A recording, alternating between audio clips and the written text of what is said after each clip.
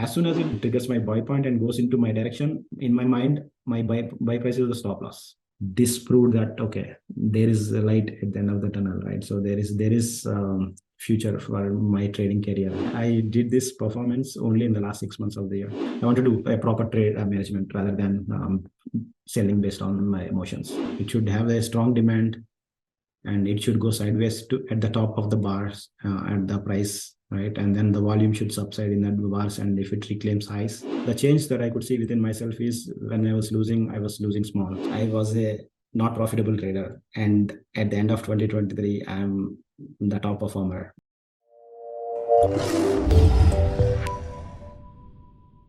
Hey everyone, welcome back to the TraderLion podcast, brought to you by the Ultimate Trading Guide. You can pick up your copy down below. I'm your host, Richard Moglen.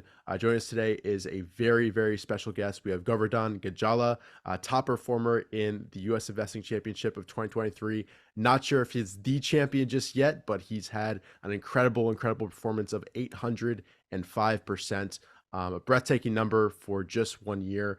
Gon, really special to have you here, especially considering you're one of the very few day traders that I've gotten a chance to interview. I'm really excited to dive into your process, your strategy, your setups, and I know you've prepared a little presentation for us talking through some trades. So yeah, thank you so much for your time, and really looking forward to this. Thank you. Thanks a lot, Richard. Actually, this is my first ever interview in trading. So I'm super excited, at the same time nervous, but hopefully it all goes good. No, I think it will. I think it will. Yeah, And sure. yeah, and I always like to start with people's background. So I'm sure a lot of people are curious, how did you get into the markets? When did you first get interested in it? And I know you're also a software engineer, so I'd love to hear how that kind of interplays with everything. Yeah. So before that, I would like to say thanks to TraderLion channel, you and your team, Ray, everyone, because I have seen almost all the videos. I learned a lot from them. And the conferences, yearly conferences, they are a huge plus in learning. So first of all, thanks for that. And coming to my background, so I born in India, came to USA on student visa, did masters here, and then started as a started my career in software development.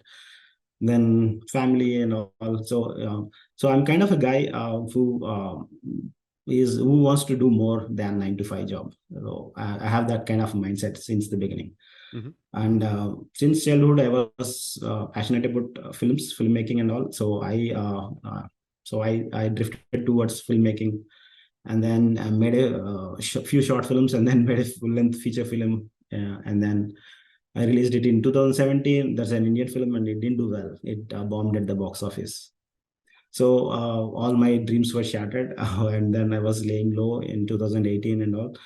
And then a good friend of mine called me, and then he introduced me to trading. So he said he explained that. He was explaining the trading and the strategy, and I didn't know anything about trading by that time, right? So in my mind was trading is gambling, and few people make it. It's all luck based and all those things. So he explained me clearly that it's not luck based purely, and there are strategies. And he was into canceling. Mm-hmm. He was doing the canceling strategy, and he did a video webinar over the weekend, and he explained me all the things that he was doing, and I got a little interested in that. And then so the plan was me, him, and a couple of other friends wants to gather as a group and do some research on the companies, and wants to do some topics, and then based on that we will have our portfolio build up. And we were looking at IBD, the canceling strategy, and all those things, right? So I got introduced. This was towards end of 2019, beginning of 2020. I got IBD subscription. I got subscribed to the Swing Trader report. That is a product that they have. And I invested in their alerts, the picks. Like for example, I think Adobe was one pick, EDU was there. So I just wanted to do a test trial of the strategies, and I just, back and forth in my mind, I just want to see, like, is this really a strategy there, or it's all gambling? So I put my 401k money into that, and then they worked out. Actually, I made like 25% in a week or something like that. So I thought, okay, this is cool. So maybe this works. And then COVID hit.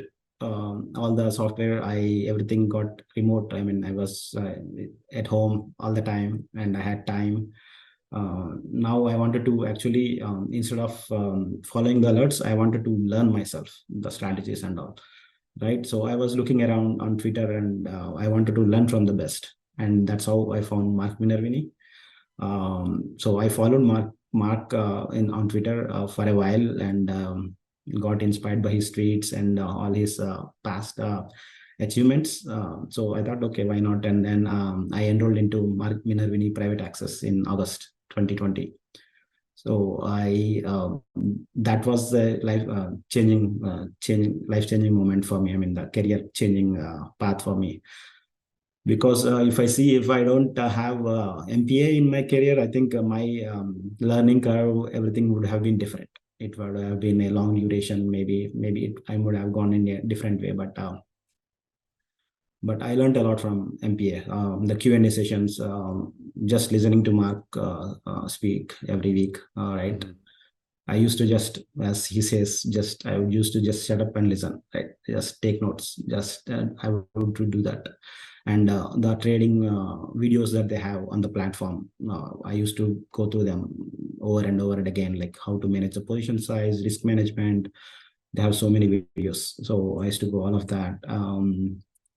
But still, but strategy wise, I was taking some buy alerts, and then doing some trades, but I was not getting the friction there. So as a beginner, right? So, and I was more inclined towards my ideas than whatever was shown in the platform, right? So I was doing my own research in the behind the scenes, and I wanted to see, like, okay, this my idea is correct, and also I'm doing my own thing, and I was not being profitable. And everybody on Twitter, like, they are claiming 2022 is the, like, everybody's skyrocketing portfolios. I was getting FOMO, so all kinds of beginner problems was there.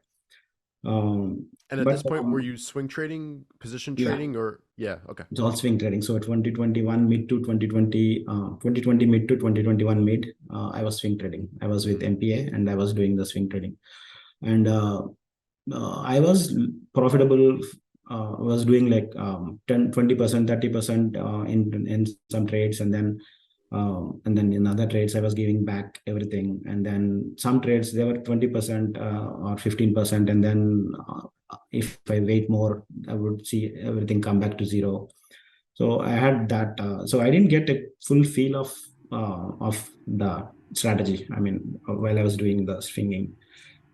So, and I was following all others on Twitter, like whoever is genuinely sharing their ideas, and wanted to help other traders, right? I was following all of them, and I get to see this day trading trades, charts, and how people are doing, like 1x 2x kind of returns in a day.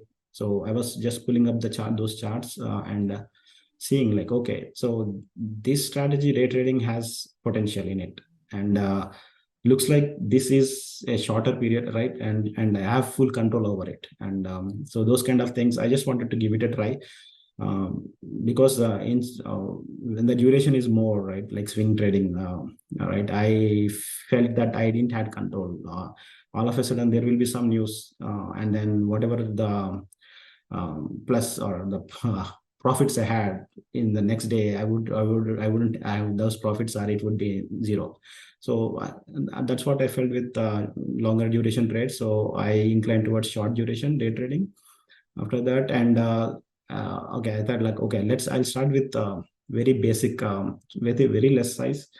And that's how I started day trading, like 2021 July.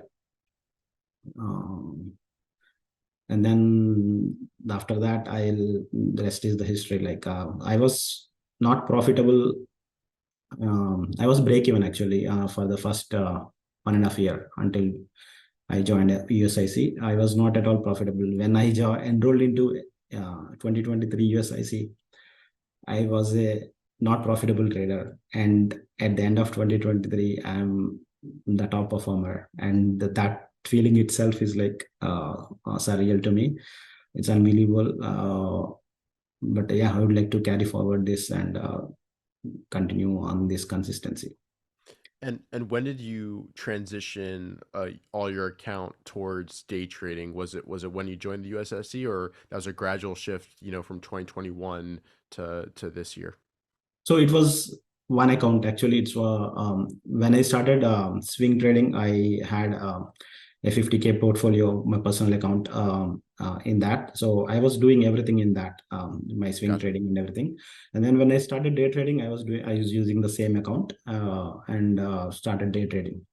But the first 1 year of my day trading from mid 2021 to mid 2022, I had this concept from Bryce, Tim Sykes' student Bryce Tui. So he explained in a video saying that have a $20 risk for everything, and then that's how, I mean, just, and then like small size risk, Start and small. Yeah. yeah, start small and try your strategies and see how it works. It's not like paper trading, but you're losing something, but losing small, right? So I kind of took that, and I played with that for 1 year. I didn't want to make profits or anything like that. I just want to be consistent.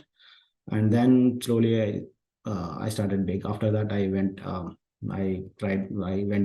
big size, and but I was not profitable. I had these boom and bust cycles. I made like plus 70%, plus 100% in 2022. But slowly, I gradually gave it back. So, but Yes. yeah, I What was not profitable when I enrolled into 2023. what do you think was the key shift that changed your performance from not profitable to then being able to perform in this last half of 2023? Was there a risk management shift, a tweak in your entries or sell rules? What kind of switched to allow you to, actually compound versus, make a lot, but also give it back? Yeah. So the switch, there are a couple of things that I did.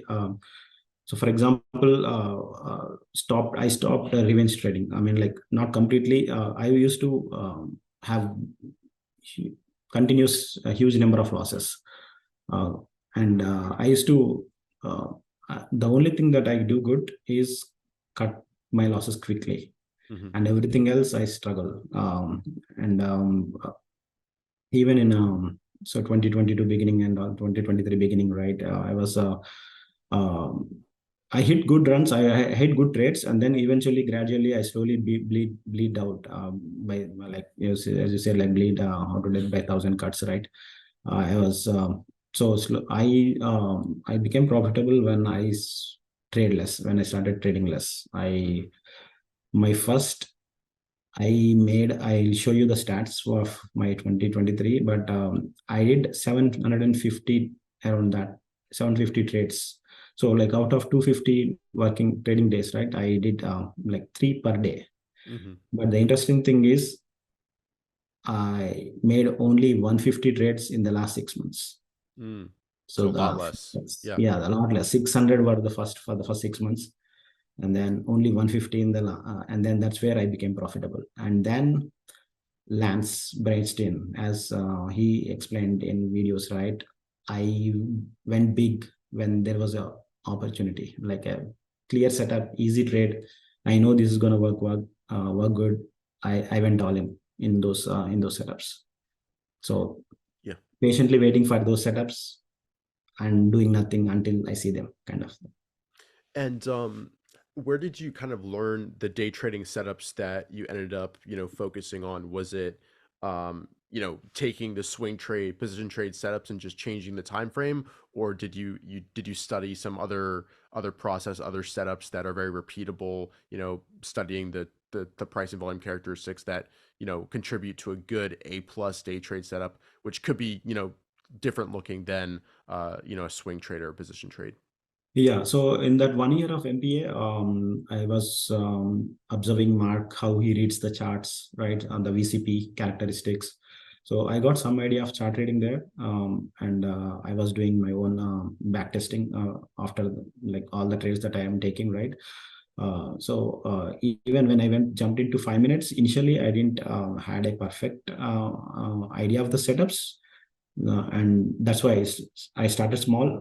But even I started screenshotting all the trades that I'm taking and all the actions that I'm missing, all those missing trades. Yep. Like I'm actually eventually gathering all the information. I don't know what is going to be a setup for me, right? So then, and eventually after 1 year, I had a good amount of playbook charts, and I consolidated them to like a pullback setups, or like a strong strong with a organic pullback. I had given my own names, which I will show you in Yep. a second. And so gradually I had like developed 5 to 6 setups, and that's how I developed the playbook. And now I think that was the huge step actually to become consistently profitable.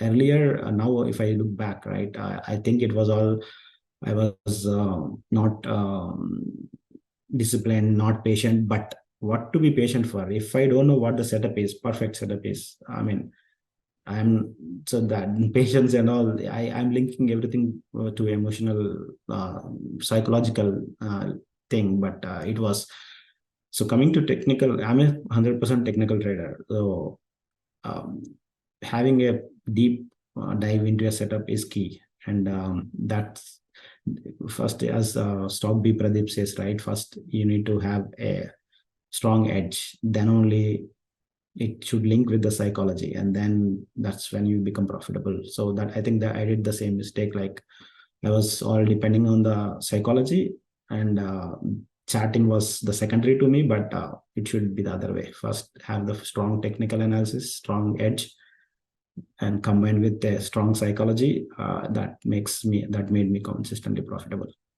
Yeah, so you've mentioned kind of two things so far. Trading less helped a lot, as well as focusing on the edge, focusing on the chart more. Were there any kind of key mistakes that you were making when you were unprofitable that you realized you were making over time that you kind of stopped doing? Anything that might be common for a lot of newer traders out there, maybe.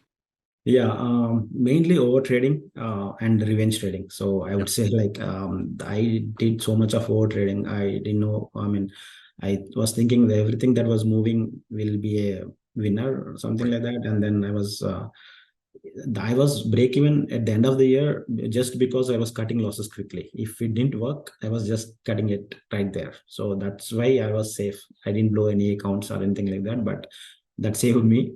But over trading and the revenge trading, especially, right? Um, from my childhood, was a very good student in academics, right? I topped in the academics, and whenever I prepared, right, I top in the exam. But so I carry that ego or identity with me. And then Hmm.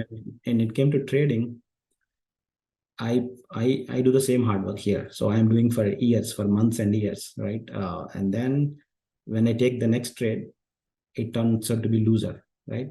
And then that identity, that my mind tells that me that okay, you are a loser. I mean, you are not this kind of a person. I see you as a winner. Why did you ended up as a negative, right? And then now I starts to get green on that day, right? So now I'll have a like a monkey mind which is playing with me now. I wanted to revenge trade, right? The next setup I see, which is not properly formed, or like it kinds of provides a setup but it's not there. I just take it and take the loss. uh, so yeah, all that when I stopped doing or reduce the intensity of that, I'm becoming profitable. So slowly I think I'm quite not there, but I need to, yeah, I reduce the intensity and I need to do it more and more. So Yeah. meditation, journaling, Mhm. I do that heavily. I do meditate every day, um, and then I journal every day. I write on my journal book notes, like physically with pen, right? So that like I have like these kind of books, journaling books. I completed like 3 of them so far in 3 years, and I try to write it down so that it etches in my mind, like write repeatedly, write, and then some. I mean, eventually I'll get it. So I try to form a habit. So because the physical or transformation or anything like that, right? It's easy to at least form a habit, but psychologically, even though I prepare to be very disciplined or a patient person in the morning when I visualize, meditate, prepare for the trading day. But when it comes to the action execution, one impulse trade takes me away, like, and then puts me into the bad spot, and I would ruin that day, and it hurts me a lot, and I did that so many times, and I there were times I used to cry in this room, sitting in this room, my room, and I was like literally crying myself. Like, I am a 43-year-old guy, and I didn't even cry when my close family members passed away, and now here sitting there and crying because of the mistakes that I did, even though I prepared fully of not doing them. That's how hard it is, and yeah, it goes. I mean, so It's that's why, I tough. mean, everybody says that trading is hard, and until, yeah, it hits you hard. Yeah. Yeah, I mean, once there's money on the line, the emotions can come up for sure. But it seems like your work and the stuff you put in is paying off. And I'd love to dive deeper into your strategy. I know you prepared a presentation, kind of walking through. So feel free to share that. And yeah, let's dive right in. All right, so here we are now taking a look at your chart layout. Yeah, do you want to kind of run through your routines, your process? I know a lot of people probably have questions about your ideal setup, your scans that you use. So yeah, let's go right for it. Sure. I use the Charles Schwab account and Thinkorswim trading platform, right? And mainly I'll use the 5 minute and 15-minute charts to find my setups. And regarding the scans, right? So Thinkorswim already has these uh, out of the box pre-market movers and percentage gainers for the day. These are the default scanners, and but I created my own scanner, like small cap volatility scanner, where I have given my own say fields or like the condition, saying that any stock which is above 50 cents and max $100, and the volume should be 1 million, right? And then at least 20 up by 25%, show me all these stocks, and then that's how I get the performance for the day. And also I use this Zendo live scanner. This is their YouTube. I will go to YouTube and have this live scanner on, and it keeps on showing. It keeps it shows me the top momentum performance for the day. All these things. So I have this open on my tab, and so yeah, with this combined, I think I so far, like in my 2 years of experience, I covered all the top movers here within that range. So that's how I have it. And then once I get the scanners right, I'll have a grid layout kind of watch list, like for example these ones, and I'll have like 3 monitors and a laptop screen with me. So I'll have like a top priority monitor one, monitor two, monitor three, and then whatever is very active and close to my setups, I'll have in top priority monitor. I'll watch that closely, and then others one accordingly. I'll have other monitors set up. If something is coming towards forming a setup, I'll move the charts around, and that's how I watch them closely. And are there any kind of liquidity guidelines that you look for? We obviously saw the volume condition, but do you prefer more liquid stocks, or does it not really matter too much? It's just kind of what comes through the scan. No, I prefer more liquid stocks. I for sure volume is a must to me, and you will see in my charts as well. I don't take the trades which has less volume, even though the price movement is Bigger. big. Yeah. I don't take lesser volume stocks. Yeah. Are there any other characteristics that you typically look for, like average daily range, or anything momentum based, or just looking for those gaps in the pre-market movers? Yeah, so this is basically my chart. I'll have a 9 EMA and 21 EMA. Mhm. I have this price and then this volume. That's all my chart has, nothing else. I don't have VWAP or ADRs or anything like that. So I just strictly price and volume based trader. Perfect. Yeah, and on a given day, how many stocks are you kind of focused on throughout the day? Or do you just kind of get your list in pre-market and you're just focused on a select few, or throughout the day as more and more names come up, you'll kind of trade them in and out as they come? Yeah, I trade. For sure, I set it up pre-market. As and when I wake up, I see what's moving in the pre-market. I have I'll watch them closely. But yeah, as day progresses too, there will be many stocks which will be adding to the list. So that YouTube scanner will show me like what's new and what's moving.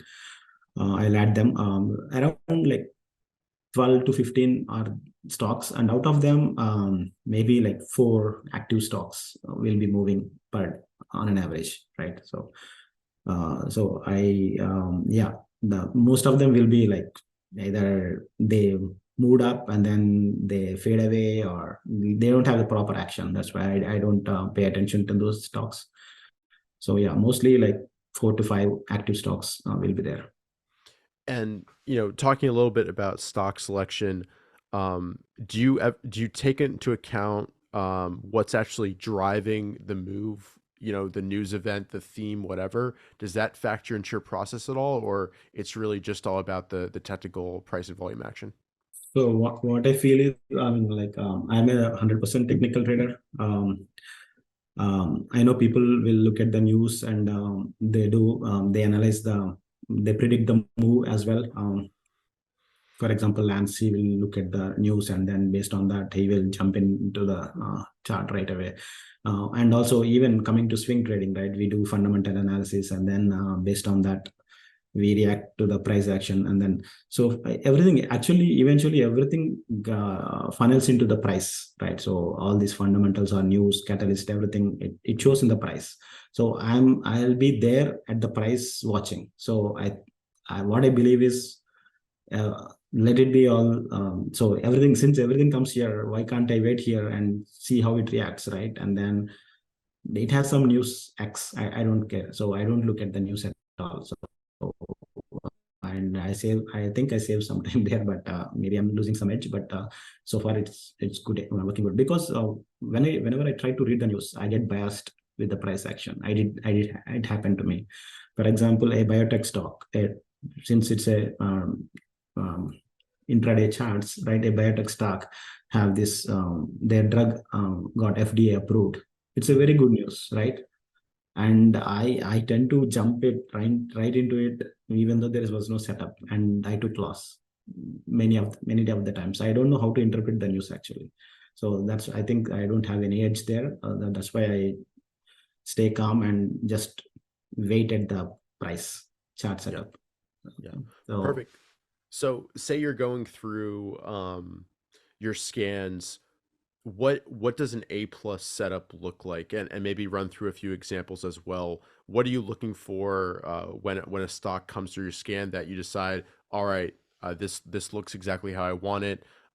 This is what my setup looks like. This is where I'm going to buy. What exactly are you looking for on the intraday charts? this is a ICCT stock. I don't know why it moved and all those things. So I don't ask me those. I mean, then as I said, right, I don't care. I don't look at the news and all. But on this day, it spiked up.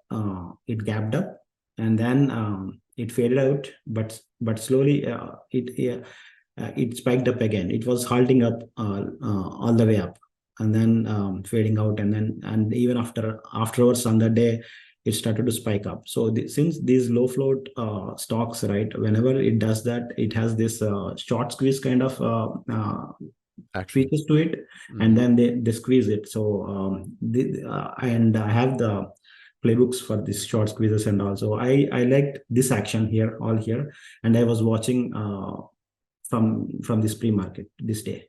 So it started to go up and then down, like getting dumped, and then and after that it started to at the market open, the volume was coming up. As you can see in the 5-minute bar, like it's like 100, 500K, and then halted up, and then it was 1 million, like 2 million, almost 2 million in the 5-minute bar. So there is volume picking up, as you can see, right? And then it's going sideways. So I like this action.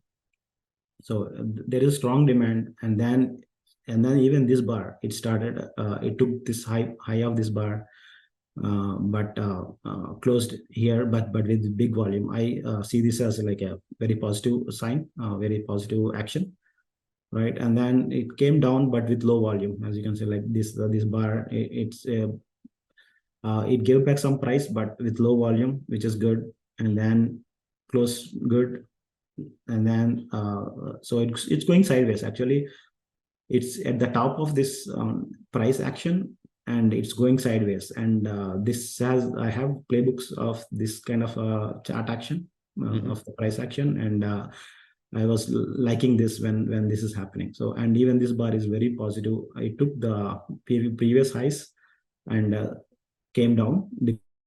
Some selling pressure is still there, but and the volume increased in this bar, right? And then it's closed good, and then it took this bar, took even the highs of that, even this good. Until now, I'm only interested if it takes this highs. Until That's your pivot.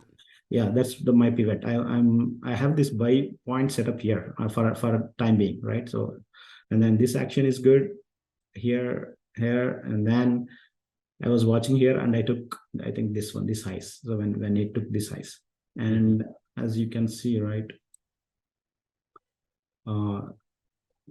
it went from that to like 146%. That is the move in like 40 minutes, but I didn't take the full move.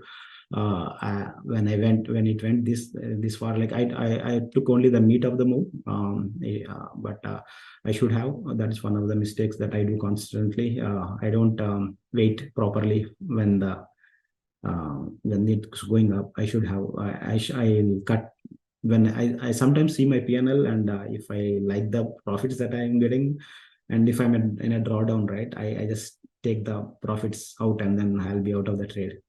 And then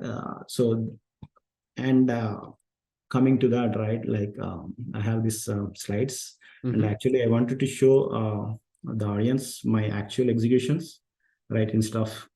So I'll show you the actual executions of my trades instead of showing the charts. So as you can see, like this is the ICT chart. Previous day, it was the next day multi-day run. And I took the entry here at 3.2. And as it went up, I peeled off some position into this strength. And then when it started going up, I peeled up like one third off, and then I came out all the way here. I should have got I should have waited more, but I was liking what I was getting, so I just wanted to take the profits. So this is how I manage the position. This was my entry 3.2, and my stop loss would be here, the low of this bar. Okay. And what position sizing were you looking at with this? So this one, I was in drawdowns when I made this trade. So I follow Mark Minervine's progressive exposure principles. So when I'm in drawdowns, I kind of trade less, like take until I get to profits or close to equity highs. I trade slowly, and then once I get to a highs, I'll try to go big.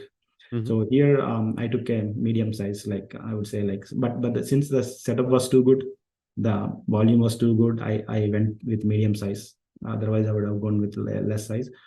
So yeah, I took good profits on this one. And what's kind of a medium sized position for you, like as a percentage of your account for this trade? Like I don't know, 10-20%. Actually, I don't. I mean, so when I was swing trading, I used to look at 7%, 8% that way. But when I came to day trading, right, I don't look at downside much. I mean, because if this trade didn't work and it is hesitating, I would cut even before even it hits my stop loss, I'll come out quickly. So I came up with my own rules of risk management, saying that because I want to be aggressive, at the same time I want to be very risk averse. I don't want to risk too much. Even if I choke this trade, if I miss this trade by micromanaging this, I'm okay with that. I just want to like have a good setup. As soon as I enter, it should go in my direction, and I should as soon as it goes in my direction, actually, I don't put any stop loss in the chart in the software. I have it as an emotional stop loss. I will, because I'll be watching the chart action. Mm-hmm. As soon as it buys it triggers my buy point and goes into my direction, in my mind, my buy price is the stop loss. Mm-hmm. So I did that so many times. Whenever I went in huge, there are trades I went in all in, and with this action, as soon as it goes up, I in my mind, like, okay, this is my break-even point. Even if I choke this trade, that's fine, but I don't want to like risk anything. And and as you can see, it never looked back, so it goes up. And this is a constant behavior in like small caps world, where when it is going high, it goes high to exponentially. So, and I learned this from Mark Minervin as well. So whenever he did the 2021 championships and all, right, like he went in with margin, and he reads the price action precisely, and then goes with margin, and then he will move the sooner the faster he will move it to the break-even point to so make it risk free. So yeah, I kind of follow the same. Yeah, and did you use margin at all this year, or not so much, just cash?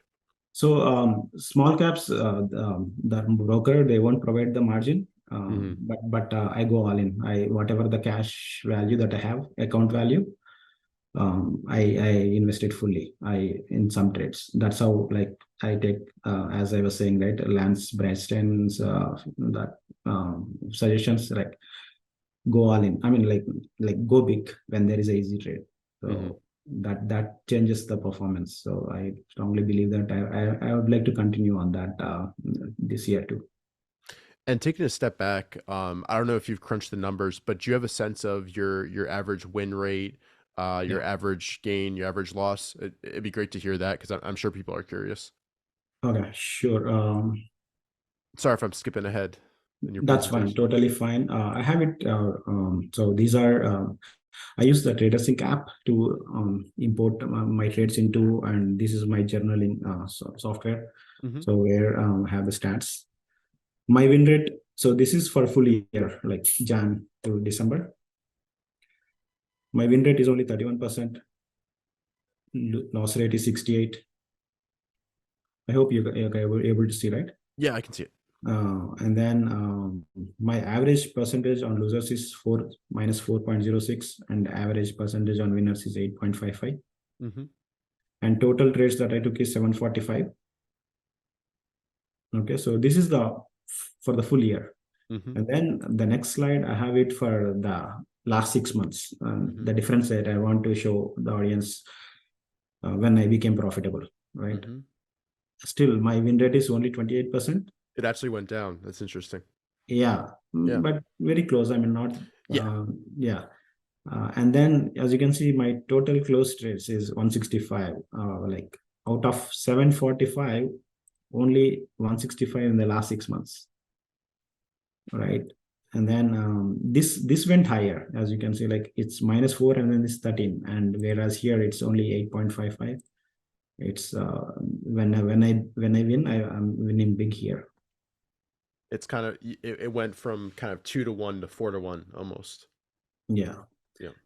And since we are in the stats, I want to show the audience this. This is my mistake. This is my problem.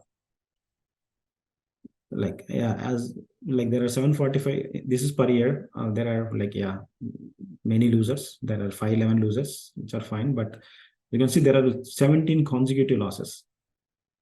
And yeah, as I said, like I don't lose big on any single trade because I cut losses quickly. The only one thing that saved me so far is that one thing, cutting losses quickly. But this is my problem. I bleed to death. So consecutive 17 losses. And as you can see here, right, in June, like loss, everything. I mean, all the trades that I am taking is losses. So I don't know why I do this, but I should stop doing this. I mean, like I should take a break or take only perfect setups, right, until it happens. But I know why this happens, because I'm in a drawdown. I want to badly get back to break even or my equity size. And this is in June. What happened in May was I had a 200% performance in April, May, and I want to increase that. And once I started with a loss and some losses basically, and since I wanted to perform more, I was not accepting these losses, and because of that, I was doing bad to myself. I was losing more, and this is the problem. So I do revenge force trading a lot. And the funny part about my last year's performance is I was break even until the mid of the year. So actually, until here, my performance is zero. Actually, I did this performance only in the last 6 months of the year. So because I started slow, I was doing good. These 2 months got me into greed. I these months gave me hope of maybe I can win the championship, or maybe I can be the top 3 or top 5, right? And I wanted to, now my ego is getting satisfied. I wanted to, continue that. It feels good. And there are there will be obviously some losses which I need to take, but which I don't accept that, right? Because this feels good, and losing doesn't feel good, right? So I kept on this revenge trading and all. I losing more and more, and finally I gave 50% of it. So 200%, 50%, and then even in the first half of July, I gave like some more, and like by mid-July, I was back to where I was from in the beginning of my year. And then slowly I picked up myself and did some more meditation, some more journaling, some more workouts, deep dives, everything. And then this month gave me some confidence. And see, the change that I could see within myself is when I was losing small. So and I was trading less, as you can see in the stats, right? Like only 150, 160 trades after this. So when I was losing it, I was telling myself, it's okay. Just take it easy, trade less, accept. And then this was a big boost for me. And then slowly, even I was losing here, but I could see the clear change within myself, saying that, okay, losing is fine, trade slow and trade less, but still I ended up positive. So that's how this was achievable. Yeah, I love this breakdown. This is super helpful. So diving deeper into the June, and because I think that's a really interesting month. And looking back at the series of trades that you made, um, and you might have made the shift already because it seems like you have. Have you thought about implementing a rule where if you have 5 losing trades in a row, 3 losing trades in a row, whatever the number is, you like take a break for 2 days, try to reset to prevent that revenge trading, or making sure you're being more patient? Is that something? It seems like you're kind of doing that unconsciously Yeah. now, even if you don't have a specific rule. Yes. So yeah, I was putting some hard rules for myself. Yeah, as you said, taking a break, and not number of losers wise, but if I, for example, if I'm in a minus 10% drawdown, minus 15% drawdown, so I would say to myself, okay, take it easy. Next 5 trades should be only minus 5%. Together, it should be minus 5% drawdown. Like progressive exposure, as Mark says, right? So Right. reduce the size, try to read the price good, and then get some wins, and then build the confidence, and then slowly get it big, right? So that's what I'm following nowadays. Like in the last 6 months, I'm getting good at that, but long way to go. I need to keep working on that. Yeah. Anything else, looking back at your data from the year that you think is significant or just, over the course of this process has been interesting for you and might be interesting for everybody watching? As I said, right, since we didn't go through other slides, the apart from this, the winners were made a big impact, made a huge difference on me. Like, so for example, this is one price action. Like as you can see, see, this is the setup that I built it. So if the audience wants to know, like, how did I know that I need to buy it here, right? So I am explaining that, okay, there is a strong demand, it goes sideways organically, there is a good pullback, and then volume, it has the look of going up, right? And there is some still selling is there, that's why it's going sideways. But as and when the selling all dried up and the demand shows up, it goes up, right? This the price goes up. And since I kind of I had this playbook, right? uh, as you can see, like I have this playbook, and it will have the same action. Hmm. I have like all these slides, and I go through them very frequently, like once in a week or some, or like once in a month. Uh, and then that's how I know. Like if you look at these price actions, right? It's not no different of what we are seeing there. So that's how I know it's going to be like it has that look. So as you can see, the volume tries up, the price goes sideways and then picks up. So that's what made me take this trade. And then in the small caps, right? When the price when the action is this strong, so it went from like almost like 150%, and then next day it keeps continuing. It tries to fade out, but as you can see, this action, there is a short squeeze, and I like this kind of actions. So I just wait here, and then towards the market close to on the next day, it spikes up, Hmm. and it went from like $12 to like what, $42, I think. Yeah, it went from here to here within like 250% within 1 hour with 45 minutes. And yeah, I took that trade as well. So sorry, And you often look for kind of multiple rounds of trades in a single name that's acting well, or yeah, uh, you do? Okay. So yeah. you So wait. I yeah. So here, right?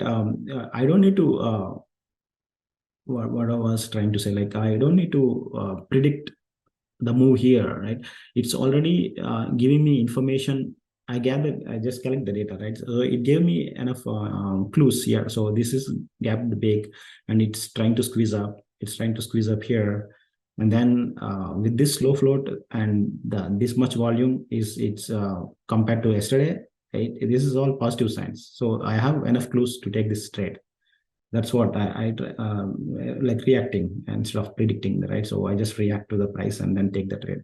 So like likewise, even the next day, so the same stock next day, I didn't find any of my price action the whole day, right? I'm just waiting there.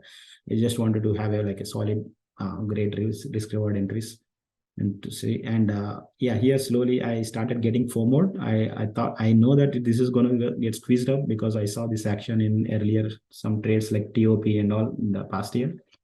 This has that look. So I started getting into the position early, but since it was not still there, I just cut it out fast. I don't want to wait. And then again, I took the at the very end, closing towards the range open of the day. Sorry, I entered there, and slowly I just peeled it off, and then I scaled in here, peeled it off on the way up. So yeah, this is one of the trades. Can I ask a question actually? Yeah, sure. Yeah, so could you describe kind of your process for selling? Are you always looking for to sell into strength as it's pushing up, or do you have anticipated targets, or Is there another kind of system that you use to take profits and exit the trades? Um, I um, I always try to sell in the strength. I peel off actually. I'll sell like one third half. Um, so similar to this, like wait, let me get this is not for example this trade, right? Mm-hmm. So I entered here, and then there is another position here. So on an average, my stop loss is somewhere here, which is a break-even point, and then into like half and half here, I try to sell, uh, or like sometimes one third, one third, one third. My selling is not optimal for now, because I want to wait more. When I look back, right, I see the stats. If I had held the positions more, for example, yeah, this life trade, LIFW trade, I sold everything here, Mm-hmm. somewhere here, actually. Yeah, somewhere here, and I missed all this move. That's yeah, this year. Mm-hmm. So I entered here, as you can see, 4.7 with I went all in this trade, and this because of the same action. I can explain you in the chart. I went all in, and I sold everything here, because I looked at my PNL here. It's already six figures, and I mean it's like a consecutive six-figure trade for me, and I was liking what I was seeing. I just took everything out and ran away. But yeah, but I missed this move because of that. So this year I want to be consistent with my selling. I want to wait more. I actually, even in buying, I want to wait more. Have a proper perfect size, and when in trade, just wait more. Based on just want to react to the price action. Like if it is this strong, it has a chances of going big again. Higher. Mm-hmm. So I have this back tested. I have the stats showing up. So this year I'm gonna actually, instead of selling, I want to scale in here, right? Something like that. So I wanted to, like, if I'm going all in, then there's no way to scale in, but at least peel like one third off if it is that strong, and then add that one third back in here, Right. so that I have some gains, even if it reverses, right? And then yeah, I want to do a proper trade management rather than selling based on my emotions or PNL. Based on feel, yeah. I mean, here it's holding that 9 EMA the whole way. It Yeah, hasn't broken it yet. Okay. yeah, Perfect. and I would show the chart. The daily of this one is here. This is the day that we're looking. This is the daily, and it has a history of prior run. It has this history of squeezes, and then even here, right? It tried to go up, got gets faded out, and then it takes all this higher again on the daily, and then higher again. It tries to fade out, and then it takes this higher out. This is all features of short squeezing and then it completely fades out, and then it shows the strength again, and then squeezes all the way up. So this daily, when the daily and the intraday have the congruence or the confluence of the setups, then the move is going to be exponential, or the move is going to be certain, almost certain. Yeah, there's nothing certain in trading, but the probability of the move working will be always high. And that's what I saw. So on this day, the volume picking up. So I'm not interested here and here, right?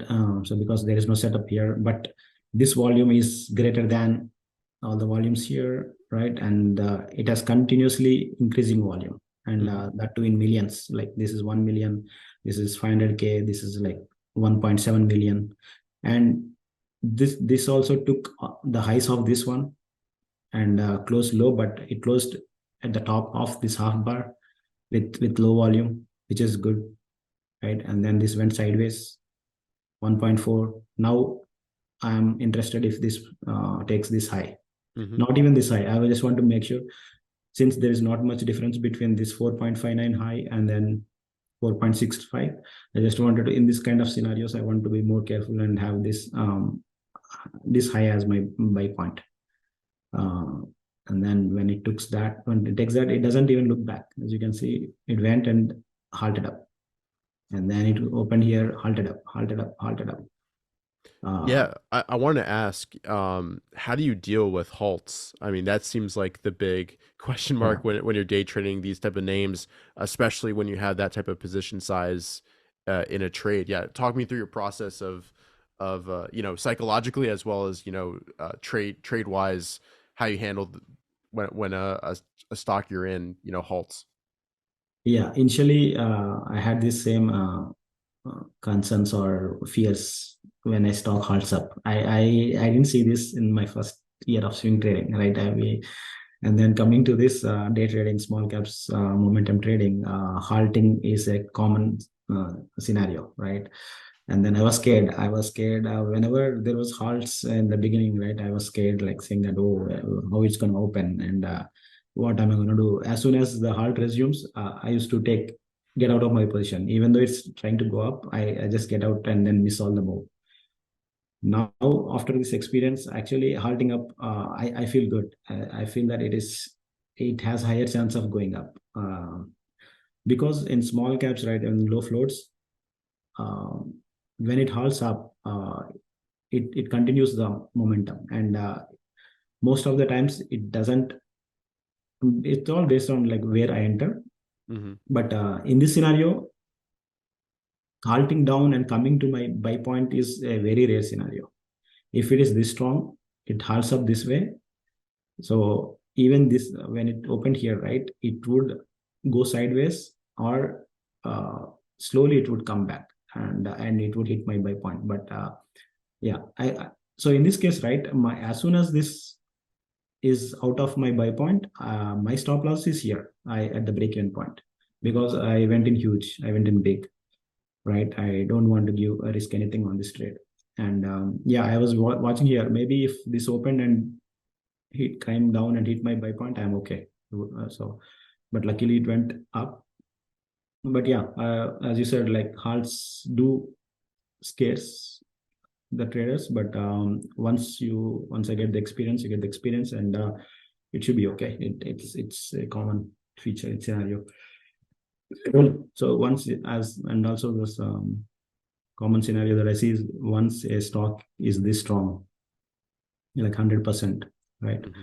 in 5 hours, like 20 minutes, it will tend to move sideways. If it tends to move sideways with less volume and have another base, then there are high chances that it will have a even bigger magnitude move than this one. So which is the case here, which happened this one. So, and yeah, if I held this all the way to here, my percentage would have been in like four digits percentage performance of the year. But yeah, this is one good trade experience for me. Yeah, and I have a few questions about this trade. Yeah, so here, your buy point, it only paused for 2 bars before you were looking for a pivot point. The one previously had a little bit more of a base intraday. That's true. Is this a different type of setup, or is this just kind of a special case, or the volume really, got your attention here? This is a bull flag for me. So for me, it should have like this increasing volume, strong demand bars Mm-hmm. with good price close, and then going sideways, and this taking the already all-time highs just in 2 bars, after 2 bars, is saying that I'm strong enough. I don't want to wait for like a normal consolidation. My strength is so strong that I want to break all-time high right now, and that proves in this move, right? So that's because of this move. That's why I didn't even wait for the third bar to go sideways or close here. So that's why, like, I'm okay if it takes all-time highs. I mean, like this highs, and wait here. So yeah, so this is a bull flag for me, and I have those setups Mm-hmm. already, like so for example here, right, even VCIG, this is a different stock Mm-hmm. which happened on July 23rd. So as you can see, it increasing volume and then Yep. goes sideways, and then within 2 bars it takes the highs. And because since it takes only the highs within claims the highs within 2 bars. The strong is so high, so big, the magnitude. Yeah. So I have this kind of playbooks. That's why I was confident to take this call here. Mm-hmm. And I want to ask you this as well. Are you market ordering everything, or are you setting limit orders? How do you usually execute your trades? Yeah, I market order everything. Yeah. Yeah. And going back I'm to, okay with the yeah, slippage actually. I'm okay with the slippage. In this kind of scenarios, I even with the spread and all, I mean, I'm okay. I just want to get into the move because I like the action so much. And even with the stop loss orders, I want to be executed for sure. Even though there is slippage in the loss and all, but I want to get out. yeah, So that's why I go with market orders. yeah, perfect. And could you go back to the daily chart on this one? Because I want to hear a little bit more about what you're looking for on the daily chart that makes the setup higher quality. You mentioned, the signs of short squeezes in the past. What are you looking for in the daily chart that gets you even more interested in a setup that's appearing on the intraday chart? I wanted to show, yeah, this POL chart. For example, this is the stock which ran like 500% on December 20th last year, like 2023, like 1 month back. So this is the intraday chart, but you see the similar patterns in the daily too. Mm-hmm. So you see like a demand showing up and then it tries to fade out, but that the squeeze will be much bigger than that. It will, even the shorts whoever had this should has to cover, and then they'll turn as buyers. It squeezes so much, and then it's going sideways, and then whenever it tries to fade out, it squeezes even more. Mm-hmm. Right, all these arrows are like that kind of shows that characteristics. So as soon as the market opens, you see the selling, right? But the selling is there. The first bar is okay. I mean, even it has like 4 million volume. I don't know whether we can see, but it has 4 million volume, and this stock is only like the float of this POL is like around 1 million or 2 millions. Mm-hmm. So low, and it is trading like 4 millions in the first 5-minute bar. Mm-hmm.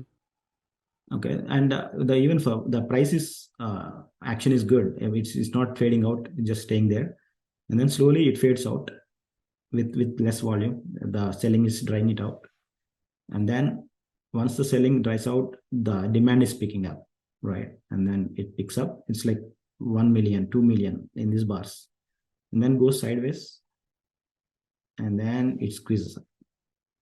So this is a common phenomenon happens in the small caps, or at least with the micro floats or low float stocks. Mm-hmm. And that's what happened with with this one too. Like, Mm-hmm. so whenever there is a fade out, it tries to squeeze up, and then it goes, the volume dries up, and then as you can see, it picks up the volume with demand, Yep. right? And then goes sideways and then squeeze up. So this action, right? When this one combined with the intraday look, it matches that.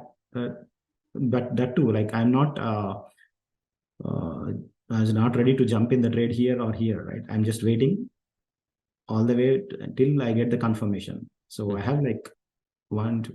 have like 1 hour to take the call, right? It's not, even though I'm like a day trading, I'm not, I don't need to execute that fast, like scalping or like that. It's not like even in the video game kind of that. It's not that fast. So I have like 1 hour to take the call, and I have all the proofs that I should be taking this trade, right? So that's why, like, when I have all the information matching up and confident, then I get the confidence and I go all in.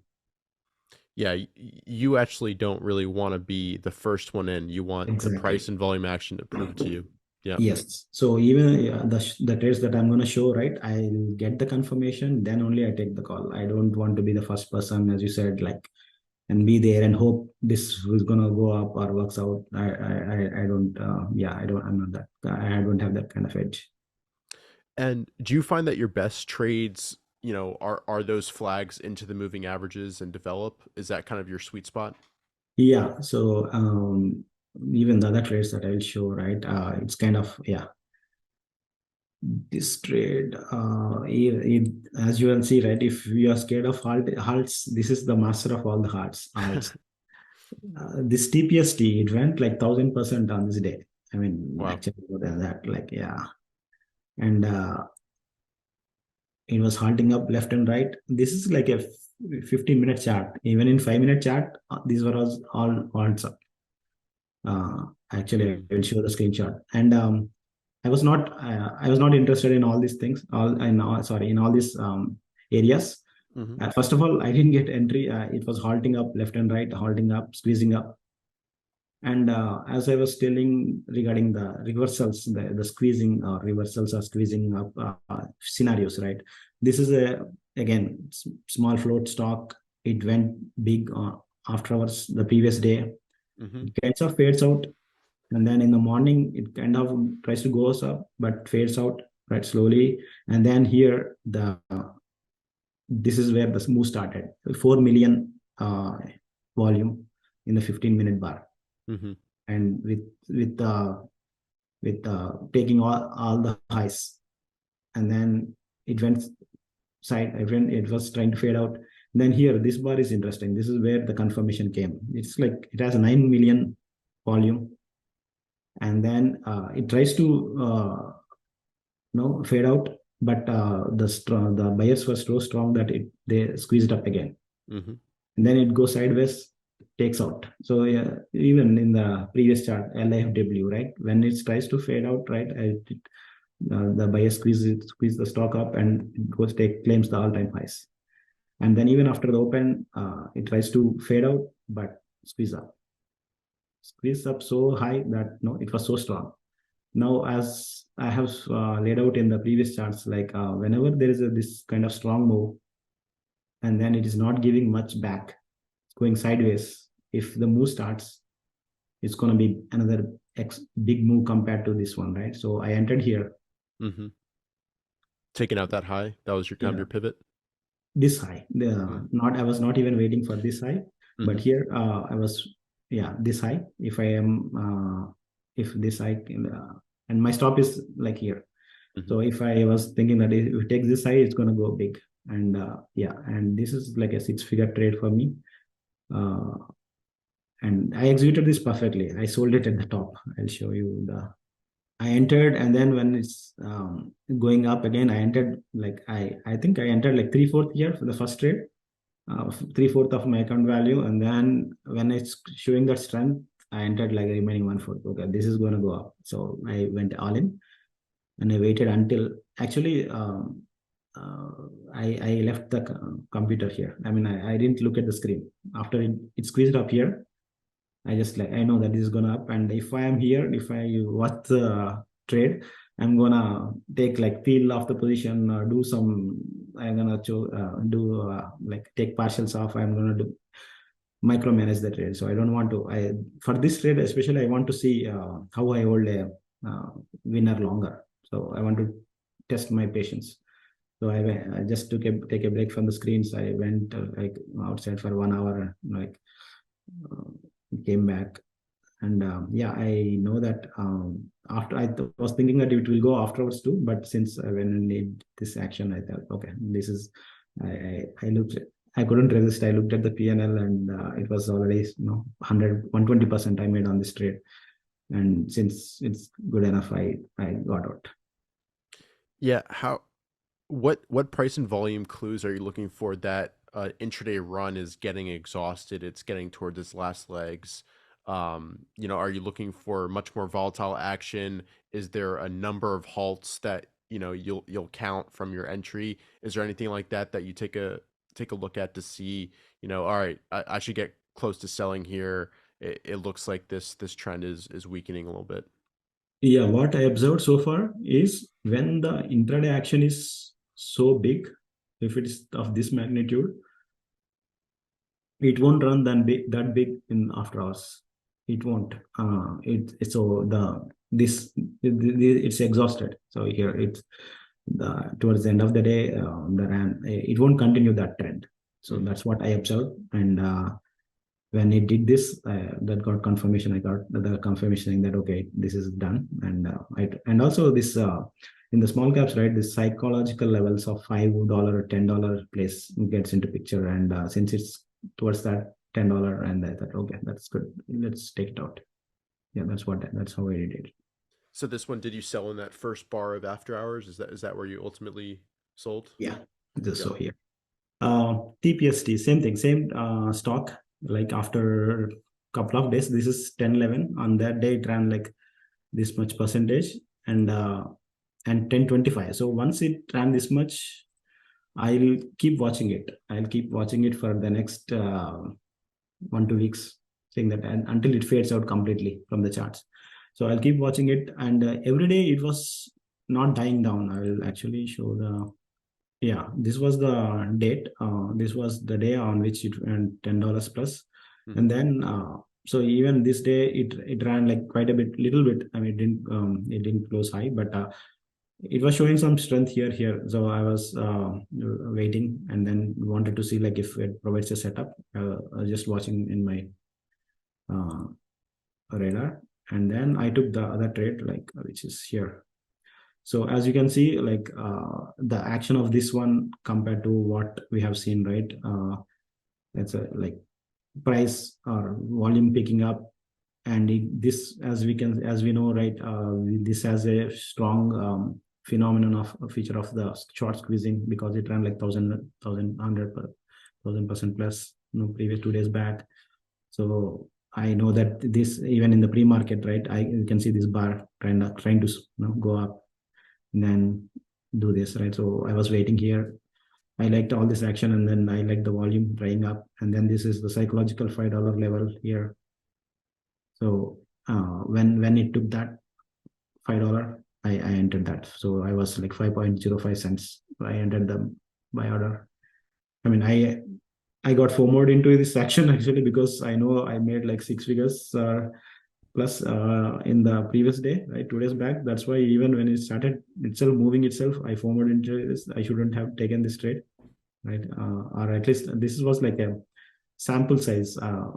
And yeah, this kind of buys messes me up actually. So if this didn't work out, right? Okay, here I was thinking that, okay, I'll have like half size here, and then if it goes half here, and then since it worked out, it's all good. Mm-hmm. But what happens in the most of my cases, right? I did this half size, and this half size will be a loss. Mm-hmm. And then eventually the next trades are, I don't have the proper thinking in my next trades. I don't have that optimal performance mindset in that day, right? Because I just took a loss. So I shouldn't have done this, but yeah, it is what it is. I FOMOed into it. I know that I was predicting instead of reacting, right? I don't see a setup and all. I was predicting that it will go big, and luckily, since I feel this is the proper entry point for me. But yeah, so this half position scaling in was perfect, and then I peeled it off. Between the 5 and 10 minute time frames, do you have a preference, or do you find you're more successful trading one or the other? I usually use 5 and 15, but 5 and 15. I tried 1 minute, 3 minutes, 10 minutes. This one as well, but somehow I hooked into these time frames, because I think these are much cleaner than the other ones. Less noise. Yeah. Less, but yeah, but I know that Lance, he trades, I think 2 minutes or 3 minute one. So yeah, it's all one's comfortability, like how well you can read that particular chart. So yeah, Right. and then AVGR. Okay. Okay, so this grid is done. I'm gonna show the AVGR. Mm-hmm.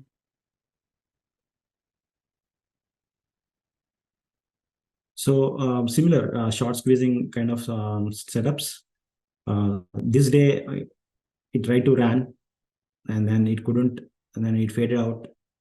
But I didn't trade at all. This, I was just watching this day. But after hours, all of a sudden, like this squeezed so much from $7 to like $12 in one bar in 5 minutes. Mm-hmm. Right, this interested me, and when I mean, I didn't see. I was not even looking at the charts at this time. But when I came the pre-market the next day, I saw this. I said, "Oh, like this. This has that reversal or short squeeze kind of feature." So I was watching this closely, and then it showed some strength, but I didn't see any pattern. I didn't enter anything here. Anything now? As I showed you in POL, that kind of a trade, right, where it has these short squeeze features on the market open, huge volumes, but it didn't completely fade out. But it showed the strength. It's staying there. The price is staying there, just hanging in there. And now and then it tries to claims do some positive action. So it tries to fade out, and then towards the market end, this tends to run big. So I'll show my execution here. So I was waiting all the way, and then I try to time it before, and then I when it came when it's not going, I came out of this position. But again, when it started going up, I took the position again, and then went into, like, after hours. It as I expected, it tried to squeeze up. I peeled it off, and then added more. I peeled it off. So any questions or anything like that here? Yeah. Richard? Do you have any preference trading regular market versus post market, or is it kind of all the same thing for you? Because this one, it was really in post market that it made its big move. Yeah, these kind of stocks, right? Actually, this will run big in the post market. In the post market, the run will be much smoother. The volume will be low, but the squeeze and everything, the magnitude of the squeezes, everything will be huge compared to the market hours. So yeah, that's what I observed last year. I'll show some other examples too, which has the same afterwards. When it had this kind of action in the market hours, when it tends to go up during the market end, it goes very big. So since I observed and I have this back tested charts, I know that this will have a big move.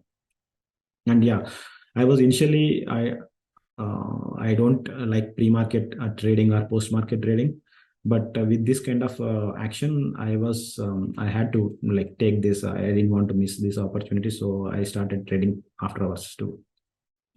And I do very less pre-market trading.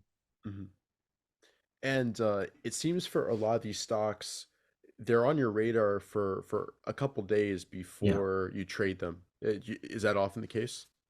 Yes. So once a stock makes a move, right, it will stay a couple of days. It will say make the noise couple of days and then completely fades out. These are all shitty stocks, and that's why, like, we don't want to, like, hold on to this price action, assuming that this 15 will go like to 150 or something like that. I mean, it can go there, or most often not, like, it won't. It will so slowly every day, right? It will say make some noise and it will fade out. Right. So that's the usual scenario, right? And then, like, completely once it makes this kind of slowly fades out, I take it out from my radar. Yeah.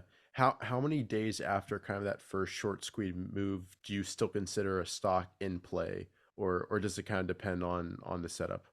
Yeah, in the setup. So so as you saw, I made this trade here, and I am out here.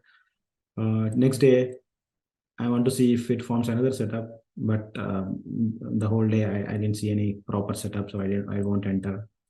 And then, as you can see, the volume driving up, and no strong demand. Nobody is interested in this. So, in the price is falling slowly, gradually falling. So what I will do is I'll move this to my third monitor three watch list. So where I rarely look at it. Like, for example, maybe for 1 hour or 2 hours, every 2 hours I'll look at it, or like maybe twice a day I'll look at them. So kind of that, and backbencher, like, I'll just put it away, and then yeah. That's your graveyard watch list. Yeah, graveyard watch list. There you go. Yeah. Cool. So this is the AVGR, right? So we were talking about, like, So here's the daily. this Yeah. day. Mm-hmm. Yeah, this day. This is where I think we traded, and then slowly faded out. Not interested in, and then I'll take this out. So as you can see, it, like, no volume, nothing. I'm only interested when there is like a noise and action with volume, and Yeah. rest of the time I don't even look at anything. And XLA, this is yeah, another like kind of trade. I mean, not much. So I have this setup where it has a strong price action, and it takes a while to make new highs. I like this kind of bars. It reclaims the highs and tries to go up, but comes down with but it doesn't fade out, like it goes sideways, and then the It longer tightens it up takes, again. yeah, the longer it takes to have in the base, the stronger the move. That's what I feel. So and with I like the volumes too, drying up and going sideways. I didn't take the trade here, and it went up. Um, the volume is too low, so I think that's why, like as you can see, like it's only like a couple of thousands there, Hmm. and then here volume picked up. Then I'm interested, right? And then I took the trade here Mm. when Gotcha. it took the highs. So when there's a volume and all, right? And yeah, I always I am looking at a way. I want to build a strategy such that even I have like 10 times my capital, I should be trading the same strategy and making money. So I don't want to build a strategy here saying that okay, I'll have like make some money and then like I have to wait for the I shouldn't have the liquidity problem when I grow my capital. So that's why like I wait until the volume picks up and then trades here. I mean, it's not the perfect execution, I think, but let me show you. Yeah, this AXLA. So I entered here. So this is my order 1.04 psychological level again, $1. So when it takes 1.04, I'm interested. And then as you can see, I am so happy with this execution that I want more Try it of it. again. Yeah. Try it again, burn the hands. This is a normal, typical me. So I nowadays I try not doing this. Yeah. Here, I like the cells. They're on those big reversal bars. Yeah. Could So you point out on the other chart, your last buy there, the one that wasn't in your system? Yeah, there. Gotcha. And then you were stopped out on that big yes, drop there. yeah, here like my Yeah. stop is right here, and then I just stopped out. Mhm. So as I said, right, I'm keep saying like I'm only good at this stop execution. All these buys and all, like they are on and off. I mean, there are some good trades, many bad trades. So I'm trying to fine tune that and focus only on easy good trades. Mhm. And then TUP. So this is another setup. As you can see, same things like strong action. This is not the first day.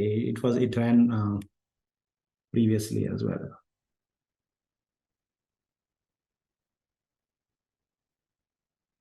So I bought it, as you can see, I bought it here and here, but yesterday it ran good Mhm. Mhm. and it was making noise. That's why it's in my watch list. And today I'm watching at the open. It's a pre-market. It has some strength, and Mhm. I'm working at the open. And it's, as you can see, like with huge volumes, it's like $10 million.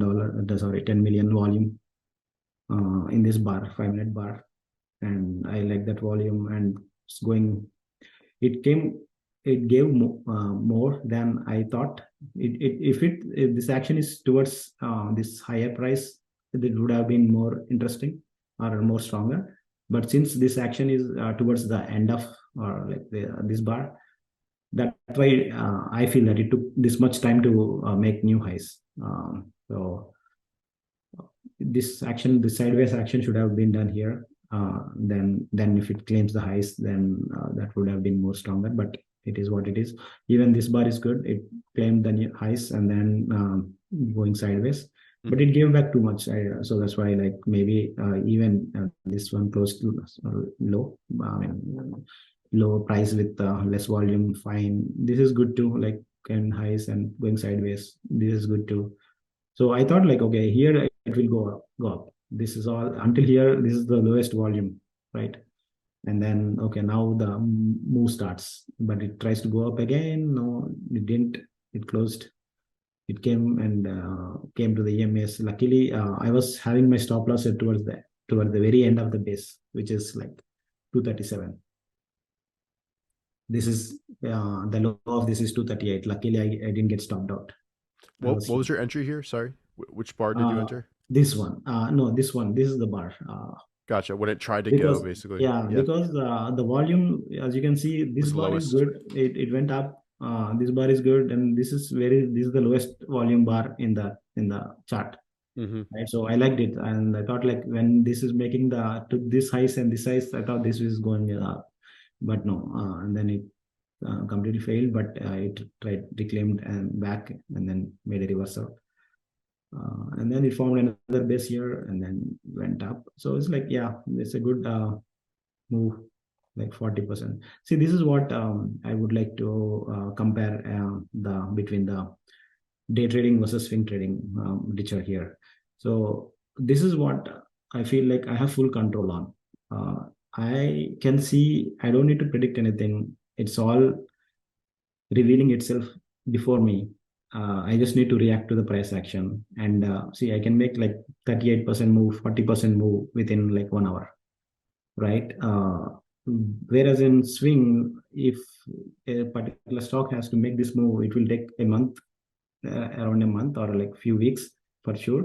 And then the external factors like market, everything has to be good, no news, something.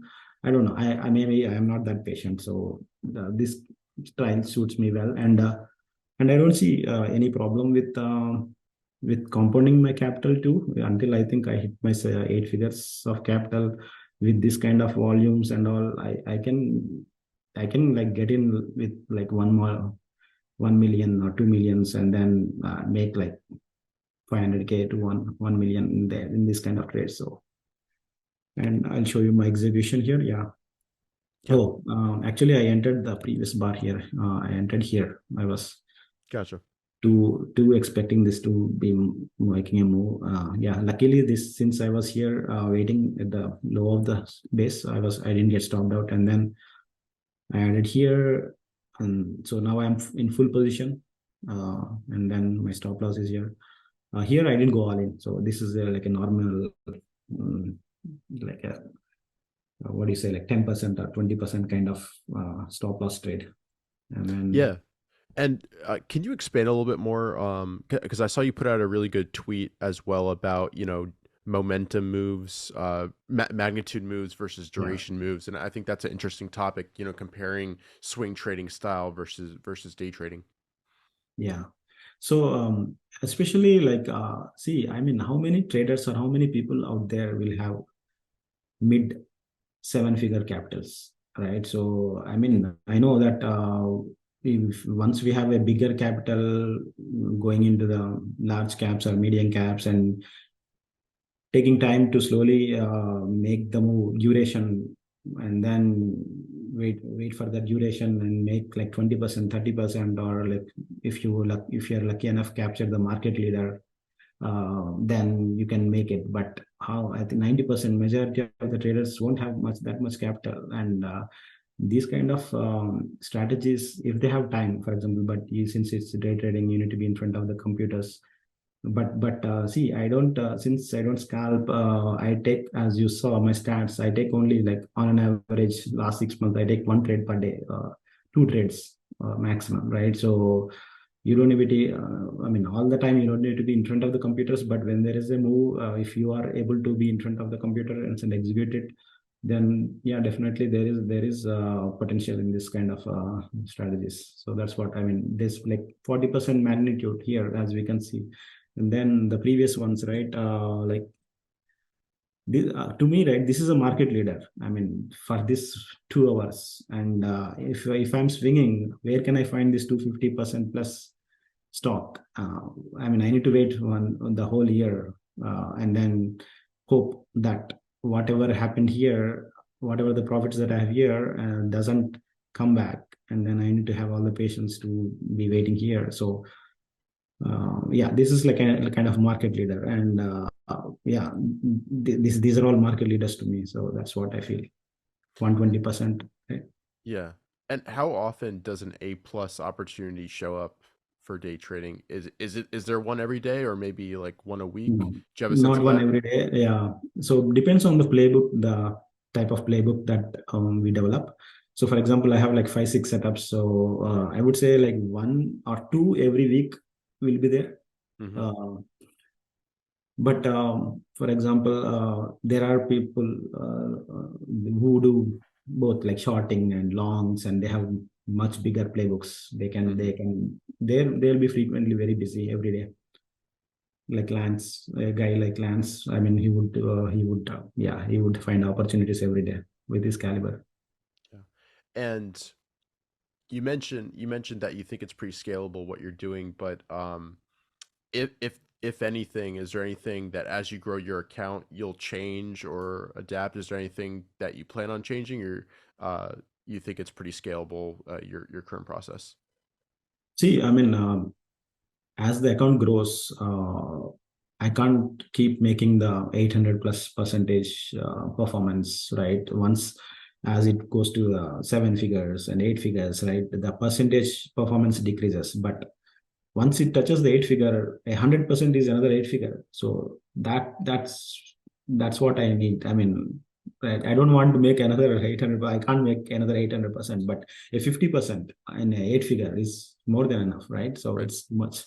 So as the person capital increases, the performance or the percentage decreases, but it should be a scalable strategy. I know, yeah, like Lance is an 8 figure trader, like, and he's a intraday trader. He doesn't hold positions, right? So, yeah, so there are proven people who are doing this with higher capital. So, yeah, I'm pretty sure this is scalable, and I want to. So the one thing that I want to change is like hold for bigger moves and Right. maybe try swinging. Maybe not here, but for example, I like what Kulamangi he does. Kulamangi, I think. So like CVNA, the way he played Carvana, right? Hmm. 1,000% runner with his capital. Like Hmm. so, kind of. I wanted to build the strategy to that longer duration level. Yeah. So this is another trade, the VFS. Okay, see if I have it open. Hmm. Yeah. So same thing. It made some noise here. I didn't take any trades, but on the open, this is like a little bit higher priced stock, $21, $22. So it formed this bull flag. I didn't take the um, action here. I didn't take that call. So it went up. That's Was good. was there a reason you didn't take that, or you just kind of missed that opportunity? Yeah, I kind of missed that. It went up so fast that I was not believing it. I mean, like I thought, like it would with this 3 bars, right? I thought it would this bar would stop around here at Hmm. the near the highs or something, and then the next bar would take it. So I was waiting for kind of, but I didn't expect this bar will make this strong move. Hmm. And when it took, and then I have this. I mean, I have this other principles, right? I don't want to chase the trades. I don't want to. I want to be patient for my setups. Like I prepare myself, and then I was so prepared to be disciplined here that I don't want to chase this, and it went up. But I like the action though. It was increasing volume so strong. It took these highs and it kind of had that short squeeze look to Hmm. same volume higher and then going sideways. I took it here when Hmm. they took this high, and then I got out here Hmm. somewhere here. I peeled it off, but same thing. It formed another base, and the next move is much bigger. Actually, it halted up here and then opened here, opened and then squeezed up. So yeah, somewhere like 30% move. That's what I did, but I should have waited. And but yeah, so this is what I wanted to do in the Improve next. on, yeah. Yeah, hold more. When it shows that that's strong, hold more. So yeah, as I can see, you missed the bull flag entry here, entered here, peeled off here, peeled off here. I was happy with my execution until I saw this. What other commonalities do you see in your best trades? Is there anything that you notice where everything lines up, and a lot of the best trades you make with the biggest magnitude, something happens right, like similar to the stock just moving right away after you buy. Is there Yeah. anything else like that a lot of the best trades share? Yeah, all of them, right? They are profitable right away within the second I entered. Hmm. So that that and they never look back. That's the big thing. That's the big thing. If once they're out, they should never look back. So those kind of the trades that actually I should give some time to peel off, or right, or as Tom Hugard, right? He says that the author of the Best Loser Wins. Yeah. I go through his videos too.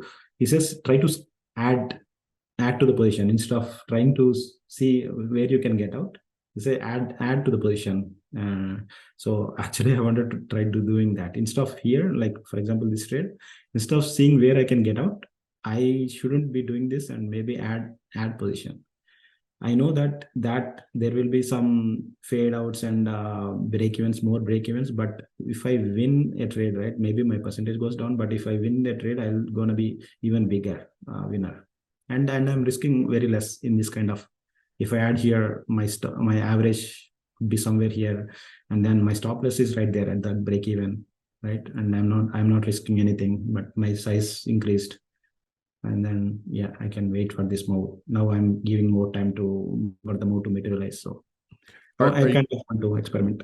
Yeah, are you going to try to compromise, sell half into strength and then add that back? It's hard to add to the position when it's Yeah. your whole account. So, Yes. Yeah. Not with the whole account for sure. yeah, yeah. But as Mark says, right, always keep chipping up. So just make sure that if there is a move, just chip up the take some profits, and then make sure your account is has some profits, some cushion, and then do your like you maybe the experiments that you want to do, like scaling and Right. like those things. But make sure because with this, if the move didn't materialize the way that I expected and it comes back all the way, and now my mindset is messed up, Hmm. and I was thinking that why didn't I take? I'll show you that Yeah. one mistake that I did. So this is the mistake. So PXMD bull flag, but it has like low volume. It didn't. I mean, like 200K something. I only so whenever there is this kind of not so good volume, I try to take the appropriate size, not the full size or anything like that. I don't want to get into that through those kind of troubles. Hmm. But this was ran 80%. It was 80% move after I entered. I entered here exactly at the bull flag, that 2.33, right? I waited. I was thinking, expecting, I was doing that same thing. Scale. I want to scale into this instead of peeling it off, right? And or do something right. And then it came back all the way. And this happened on 11/14. Hmm. If I had this trade up, I would have like a 1,000% performance in my portfolio, right? So kind of, and this messed me up. And after this, the next 2 weeks I was in drawdowns. I mean, slowly I was bleeding up. The reason for that is this trade, Hmm. because I didn't execute it well. I mean, at least I should have chipped up, as Mark says, right? And then maybe take one third off, and then do your other things, experimental stuff after that. Right. But at least I should have chipped it up and then does that. But yeah, and yeah, these are other trades. I quickly want to go through that. So same thing. I try to enter here. If it didn't work out, so I still this is my very common trades that I take, like, and try to. It all looks good here. Enter, doesn't work out, but I come right at the break even or just at the stop loss. I don't want to give too much. My risk management here, I would say I appreciate it myself for my pat on my back for this. This is the only thing I was doing consistently from the beginning, cutting That's your losses. strength. That's Yeah. my strength. Yeah. Yeah. And but I should so and then once it forms all the way and then it tries to going up. So I like this execution clean. Hmm. Entered here, it took the highs and psychological $5 level. I know that it's going to stop at 5. I mean, I'm kind of anticipating because So even the move, right, it reveals itself. Like if it is hesitating to go to claims to take all-time highs, like it is taking like few bars to take that. And I was kind of expecting that this is the climax run. So I took it 4.7. That's a nice sell. Yeah, it's a nice sell. And MLGU, I shared this on Twitter. So I entered here. I didn't like this action. So there is this one bar with compared to the previous bar, like it's like a climax run.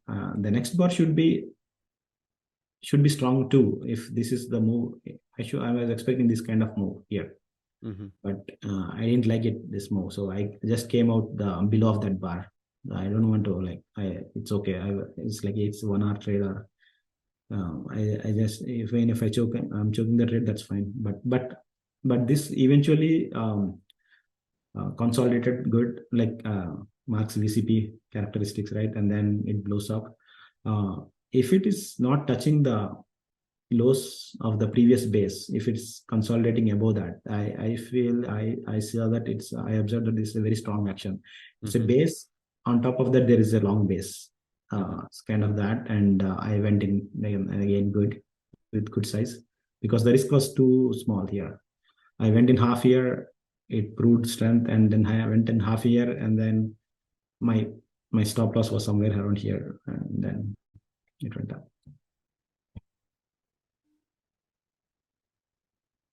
Yeah, this was another trade which just showing the magnitude of the move, Mm-hmm.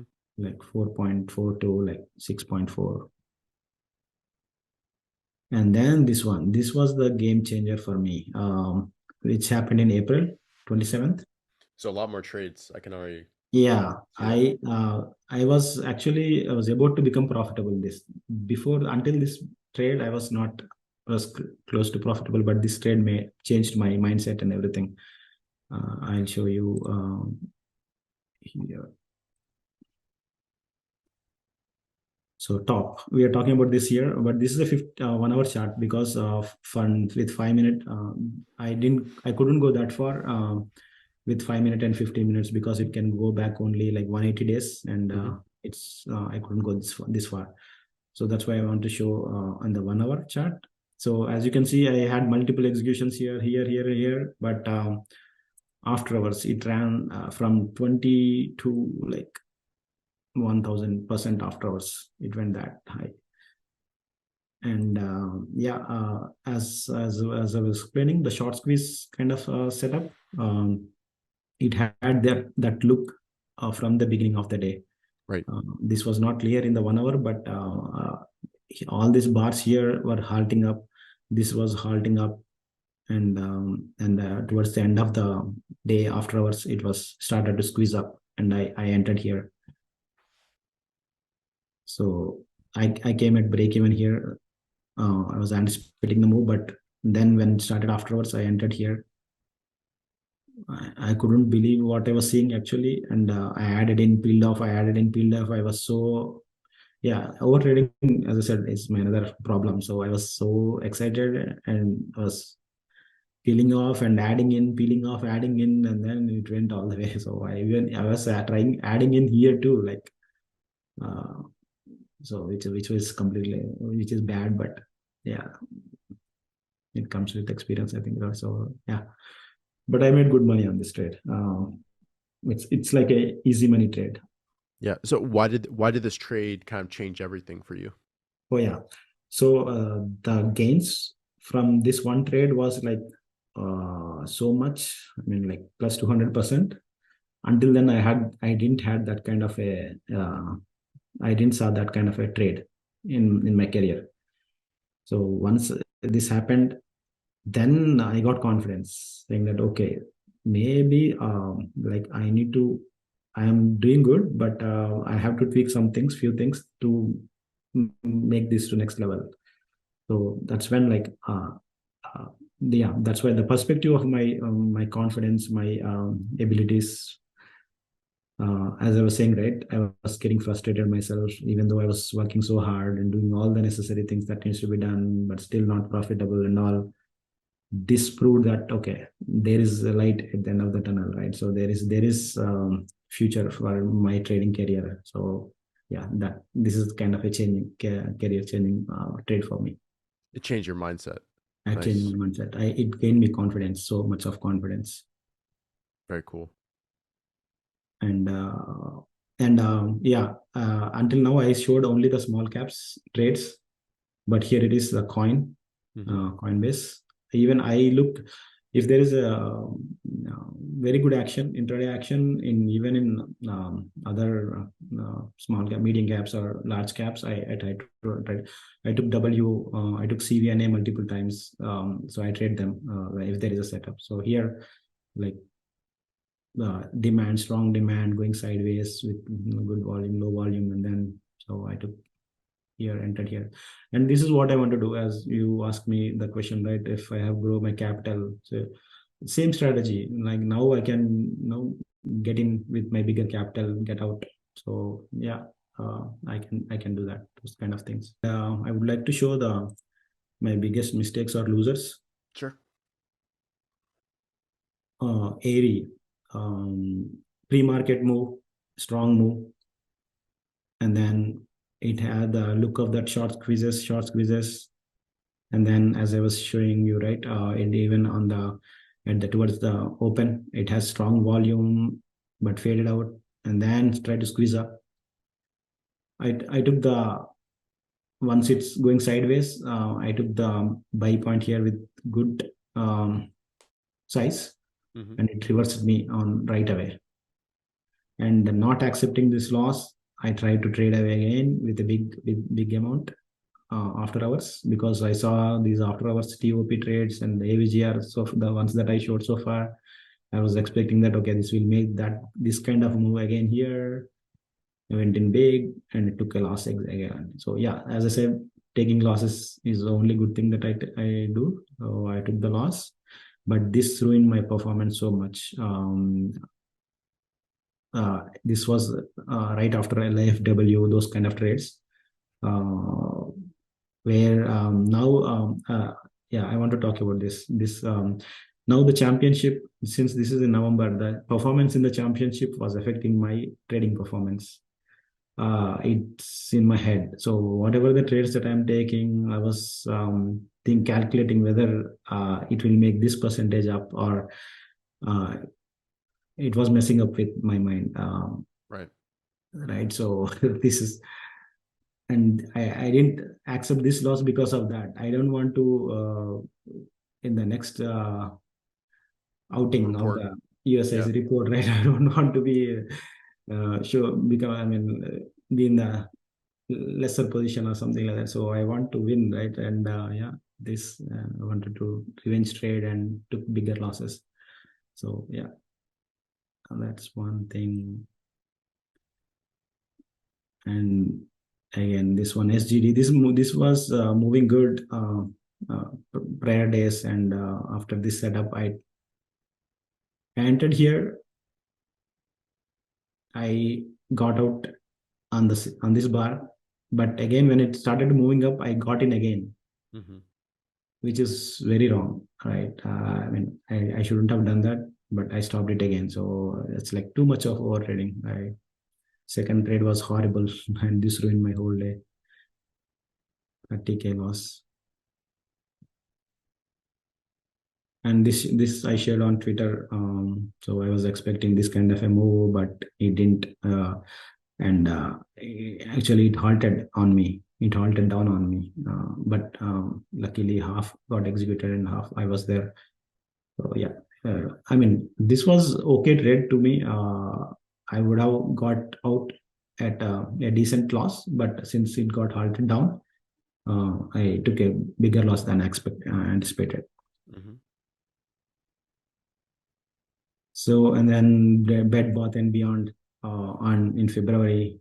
So I was watching this. I didn't take here. I didn't take here. I didn't take the trade here, and all this huge move, right? 100% move. I was feeling bad because missed it, and then afterwards I tried to FOMO it. I mean, enter it, saying that okay, there is another big move coming up, and then This is another one. I took it $6, but I stopped out at 4.5. But my price is around here, like around like 5.75 or something. My stop loss or like around here. But because of this big bar, my order got executed 4 point here. So I took a bigger loss than expected. We talked about already about this. I didn't take the profits all the way. Fades out. I felt stupid after this trade. Yeah, and then like continuous losers. Mhm. This is I know you wanted to talk a little bit about why you're long only. So would you mind kind of diving into that about why you trade mostly to the long side? yeah, sure. So basically, I tried shorting too in 2022, but it didn't fit my style. I have to go and get the locates. Once I find a setup, now if I go to the broker and try to get the locates, they'll say, okay, there is only 5,000 locates available, but I want to enter like 10,000. But yeah, so and then by the time I come back, the move already started, Right. the downward move, and more than that, right?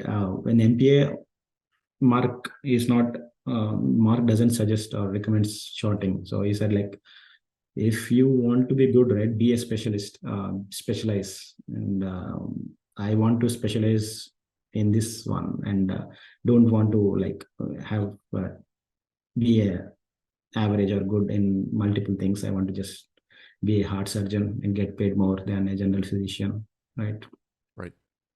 Kind of that. And also in the small caps, this two explosive magnitudes where you can see there is a danger of getting short squeezed and blowing up the account to get and getting the margin call. For If it sure. is medium caps, large caps, it's okay. I mean, that won't happen that frequently, but in the small caps, it happens regularly. And I want to show that example here. For example, POL. This is one trade like which I didn't take, but this has the reversal, right? As I said, like it squeezed so much, it squeezed like 500% up, right? And I think the whoever, if I have done a shorting here, I mean, if I don't have the discipline to cut it out and all, right, I would have got a margin call by now, by this time. And I had these other trades where I want to tell everybody that where what my mindset is. Even though I was confident here, I was so fearful that it will stop me out. I didn't take it here, enter here, and then it formed a bull flag and it started going up in front of me. But I didn't take this call. I didn't enter here because I was not confident. I was fear of losing. I had this now not only FOMO, right, and that fear of missing out. This another fear of losing. I don't want to be a loser again. That's after all this hard work, I don't want to be a loser, right? And because of that mindset, I miss this kind of moves too. So it's like a balance that I need to have, which I'm trying to. But yeah, this moved up in front of me, and I couldn't do anything. And one other question I want to ask you, kind of taking a step back, do you find that your best trades happen as a group closely together, or it's really just hit or miss based on these setups? Like any week, you might have a really big winner, you just kind of have small winners, and then a month later you have another big winner. Yeah, it kind of random. I mean, Random. it can be anytime. It can be so. That's the challenge I see. And so, for example, in the swing world and all, there will be a sectors and there will be a theme or there will be a market direction which sets, and many breakouts will work, right? And Right. but in here, I see a 1 week, like there will be this kind of setup works, but in the other week, I have to wait until maybe some more weeks. Then all of a sudden, I need to be vigilant at the same time, and I need to be very careful not to trade everything. So it's kind of a balance that yeah, that I need to master. Yeah. And now, but maybe it's because of the market too. Say I'm only like 2 years into this, 2.5 years into day trading. But looking back at 2020 charts shows me that, like as you said, they happen in groups too. Like the long, it's like all these TOP other trades where it's like easy money, like there was explosive moves towards upside on the long side, and maybe it's because of the 2022 or 23 market. I don't see very frequently those kind of setups, but maybe if the market supports and all, maybe there will be frequent bunch kind of moves. Yeah. And I wanted to ask if you could kind of cover each of your setups that you use and kind of maybe go through one example of each and kind of describe what you're looking for with each example. Yeah, sure.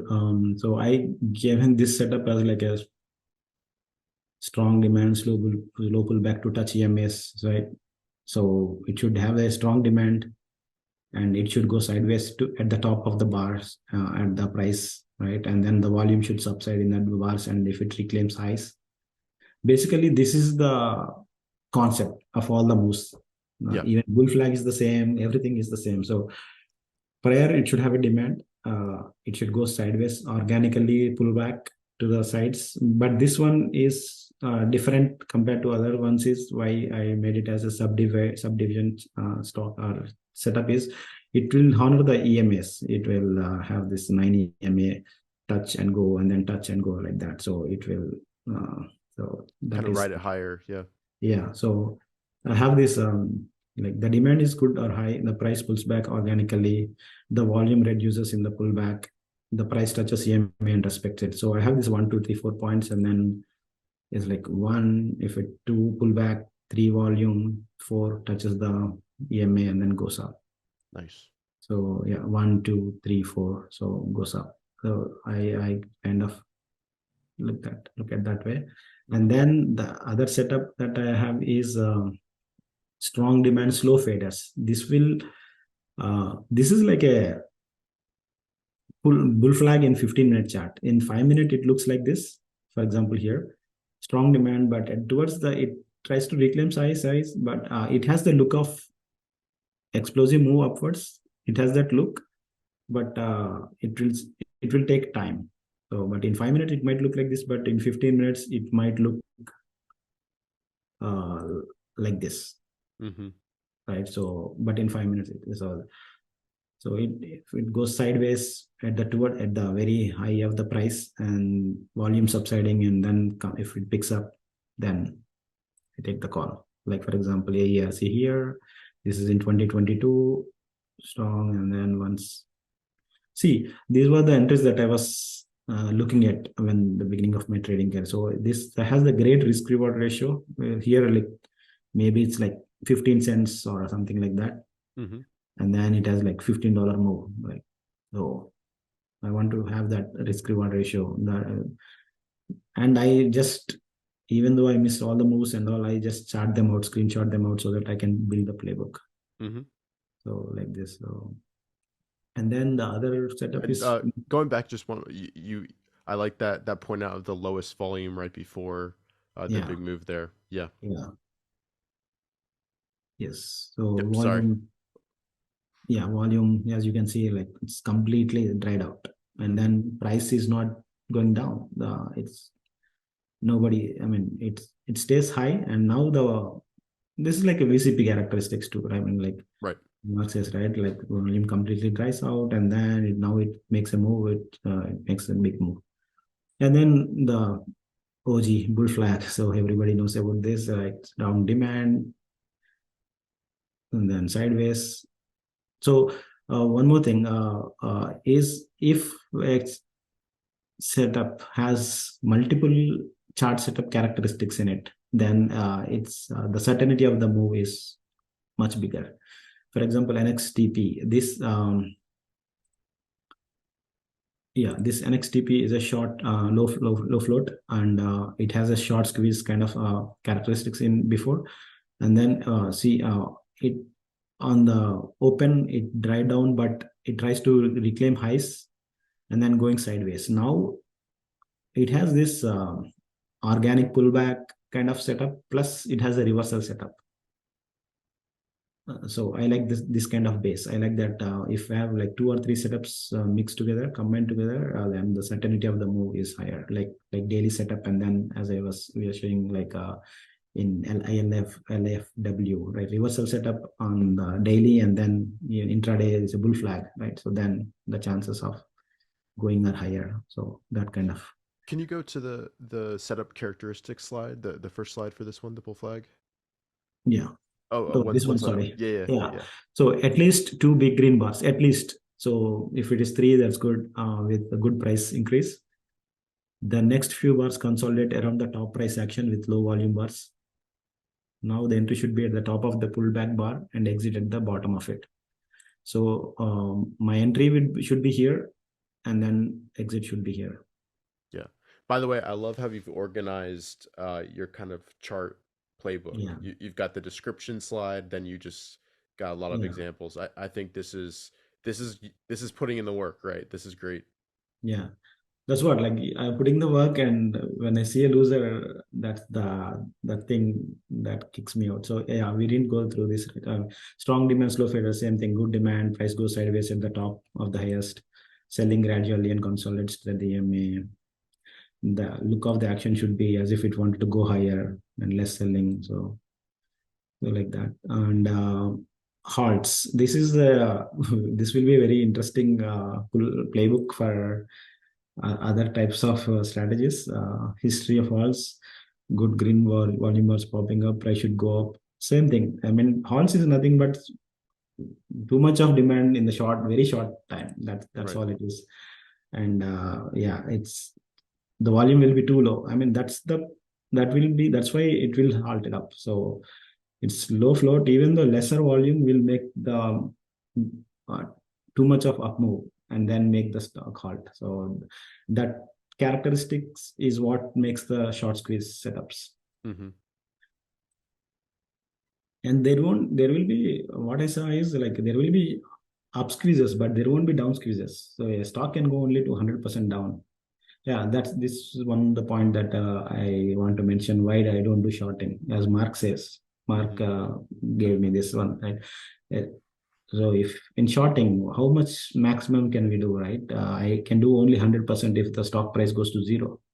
But in long side, as I saw, as I made some trades, I made 120%, 150, right? So that won't be it. And shorts are, yeah, longs are much easier and cleaner, I think. Squeeze up reversal. Slower the float, the better. Mm-hmm. Good volume.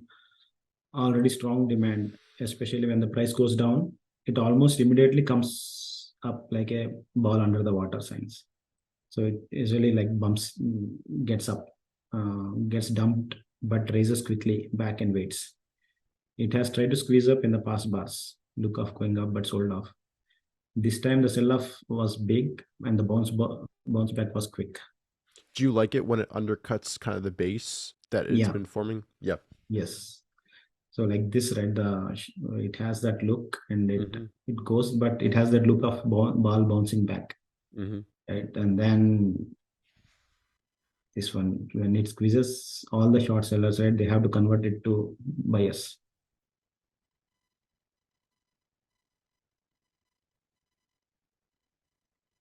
So and then next day, multi-day movers. This is not kind of a setup, but this is like a characteristics that I see in a chart. Mm-hmm. Previous day, for example, here, right? It has the previous day strength, and then after hours it made a big move, and then now in the next day, if it tries to form a setup, I should enter. So next day it's like a continuation bar. So mu, and then next day. So yeah, this is a failed one. So I'll keep everything in the playbook, even the failed ones, Mm-hmm. so that I'll just train my eyes to see.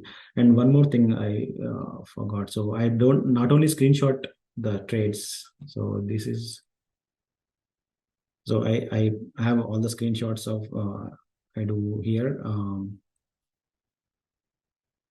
Yeah, I have this kind of even this one from SMB Capital or Lance. I took the DCRs of like the everyday reviews of what I Mm-hmm. did good, and I just grade myself of my performance of that day. And then from Lance, actually his videos, SMB Capital videos. He talks about this Camtasia software where you can record the price action, right? Mm-hmm. So at the end of the week, what I do is I have all the trades that I took record on demand. There, I think also on demand feature where I can go to any time in the past and just play it out, right? And then I record my screen on the on demand, and then I save everything here in the my section, text videos, all the videos, and I just like a sports person trains his highs, watching the tape, right? Watching the games, and then Mm-hmm. so like I just want to train myself watching the price action, and then get train properly, get like, improve my chart reading skills.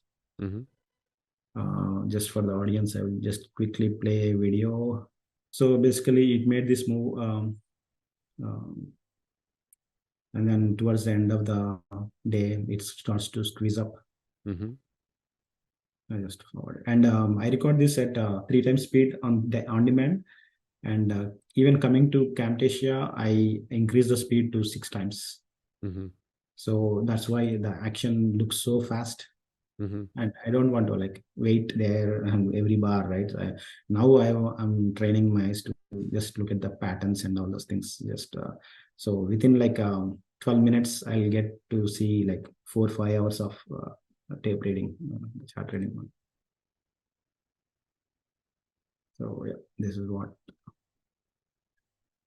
And I journal, as I said, I journal heavily on my in my notes with pen and paper, right? I meditate. I use Insight Timer app, Mm-hmm. and I try to visualize too. Like if I try, because of my over trading or revenge trading, I visualize based on that. So next trade, I'm going to take a loss, and I'm going to react to it. That kind of visualization I try to practice. And I And want to ask, collecting the examples of your different setups, do you have any advice for traders who are kind of building their own playbook? Anything that you found really helped you in that process? yeah, same thing. I mean, I would say like do screenshot everything. I would highly recommend the video recording.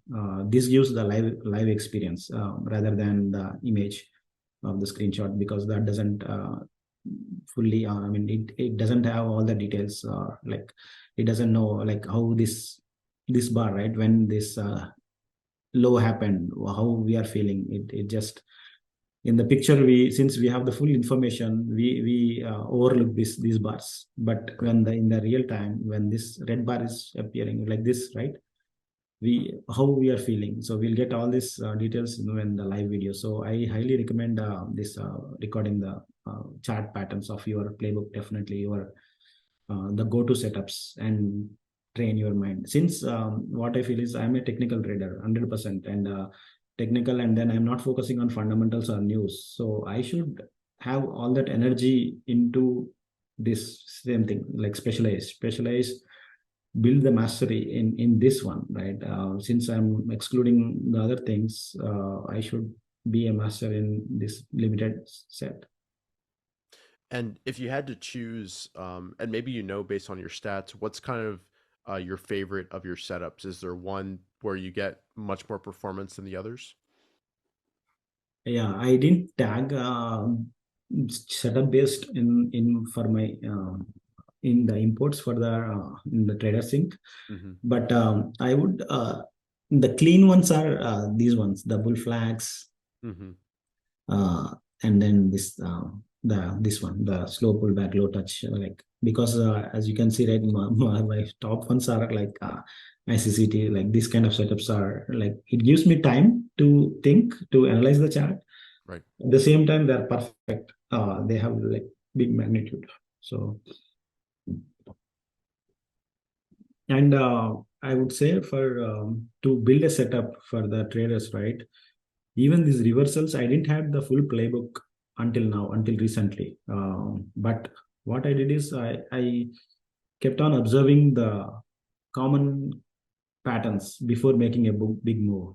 I initially in the beginning I didn't understand why it made that big move before the making the big move, what happened, all those things. So I just dumped the chart, and after like 30-40 charts, slowly I get to form a thesis out of it. Build a thesis, right? Okay, oh, this is what's happening. Maybe now I look back and go through on demand and video record it, and now I get more idea. Okay, so now actually going forward, this is going to be a big setup. That's what I feel, because the reversals, right, when they happen, especially in small caps and low floats, they're going to be explosive, like 500%, 1000% moves within a short period of time. And they the even the move is tend to be much smoother. Once I'm saying, once it's out of the gate, it won't look back. So that's what I saw, those kind of characteristics. I need to build more on that. As Stock Deep Pradeep says, right, that deep dive, deep work. That's what helps. I want to continue what worked for me in the past few months, and I want to be more disciplined, more patient, as I said, right, and dig even not only on the setups, right. I want, even psychologically, there is a setup within me that is right, my emotions, when there is a patterns, my emotional patterns, that I want to tap into and do deep dives into that, and see where I'm doing impulse trades, minimize those. I feel so reduce the number of mistakes. I feel trading is all about making mistakes, and when I do less mistakes, I became profitable. But I still do mistakes, and it's all like risk management. It's doing, I want to be less stupid. That's because that's a good goal. Because as we have seen, right, there are so many trades where I didn't take all the move, and even though I made good money on that, I still feel stupid after the trade. It's like, why didn't I left that money on the table? And then even a losing trade off, obviously I feel stupid, like, why did I take this trade? Why didn't I analyze it properly, even though I put in the work, right? And then there is this missing trades where I was fear of losing, and then I didn't take the call. It went without me. I feel stupid. And I take early profits, stupid, right? So it's all market making me stupid, look stupid. And if I'm less stupid, I'll be profitable. So that's what I want to target into the coming months. And I want to build more on discipline, patience, deep dives, do more of a chart patterns, and those things.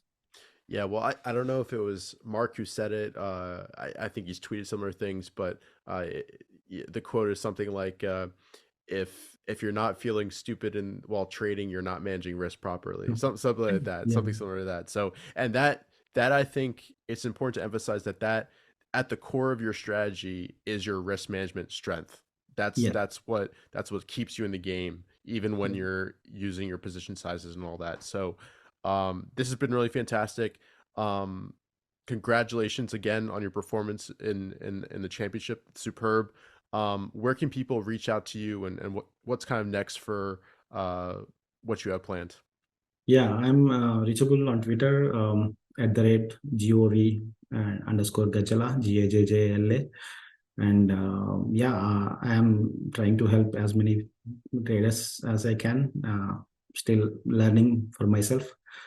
Next plans, I would like to release a master class with like 1.5 hour video, something like that, like on PDFs and our videos format in all the formats, and make it available so that all the traders can take a look at it, and then just be helpful for them. I want to just help and guide others as much as possible while I am learning for myself. Yeah, perfect. And what kind of general advice would you have for traders watching this who are maybe they're struggling, they're still trying to figure it out? What would you kind of say to them? Sure. I mean, first and foremost, please focus on the execution. I know that we all read books, do all the work, and then coming to execution, fail. That's what I did until I was not unprofitable, right? Execution is the key. I would say like we need to focus more on execution, and then from there do the reverse methodology. Like now we are executing this level, or now what I need to do to execute it better. Now go backwards and do so. Okay, now I am taking the impulse trades. What should I be doing? Or maybe my chart reading is not good, or maybe I didn't do meditate. I was not in a proper mindset. Maybe I need to meditate. So go backwards and do that, because it all comes down to execution at the end. And then observe everything. So uh, I will take this moment and thank everyone out there, especially like the legends like Mark Minervini, right? I would Kulumagi, Lance Bredeston, SMB, Mike Bella for their videos, right? All the nice, and TraderLion, of course, for all the content. Stock B Pradeep for his amazing tweets and videos. And then the trading coach, all the mentors like what is that? Yuan, Trader Composure, Yuan Banerjee, Sarah for the From Perspective Trader, and then Jared Tendler. So for I don't miss out any of these people's tweets or videos or anything. Even when I'm driving, I listen to them. Right, I always there will be something going on with. I listen to Mark's videos like maybe like 10, 20 times. I just keep on listening. And yeah, and then like there are so many other channels too, right? Like Chat with Traders podcast, Steve Goldstein podcast, 18E, and then Tim Sykes. I follow all the students like Kyle Williams. He's a short trader, but I follow his monthly videos. Like I want to see like how he deals with his drawdowns, or how he does that, all that. There's so much of content out there, and but still the people, right, they keep on asking the questions. I think the answer is within ourselves. It's whatever I have said so far, any other person said so far in the interviews, it's already done in there, so it's already available in the world. There is no just observe and consume as much as possible. As Mark says, we need to all just shut up and listen and take everything out there which is already there. I'm just repeating here, which is already told 100 times in the previous interviews and all. I'm not telling anything new here, right? I'm just telling my version of it, but it's already there. The truth is there. So just observe and ask the question yourselves. The answer is within you. Just dig deep within you. Not only the patterns, right? We need to dig within ourselves deep and see what is stopping us. And I would say like don't be biased with yourself. Like we as humans, right, I tend to find mistakes easily with other people, but I don't find my mistakes that easy. But the for sure, right, I thought myself as I was thinking that I was a very emotionless person, or like very ego-less person, or I have zero ego, zero greed, or zero fear. I'm that kind of person before coming to trading. I was like, oh, perfect human being. After coming to trading, I came to know what about more myself. Like I have all these qualities well within me. So yeah, the problem is me, right? It's not there out there. So just look within you, and you'll find answers. Well, Govardhan, thank you again for your time. Excuse me. And I really enjoyed this. I think it is a bit different and adds a lot to what other people have talked about before. So thank you again for taking the time, building that presentation, all of that. I really appreciate it, and I really enjoyed this. To everybody watching, I hope you guys got a lot out of this as well. Again, I think this applies to all time frames. A lot of the concepts that we talked about today. So if you did enjoy this, please go ahead and leave a like down below. Subscribe for more interviews just like this one. And we'll see you guys in future videos. Take care. Thank you.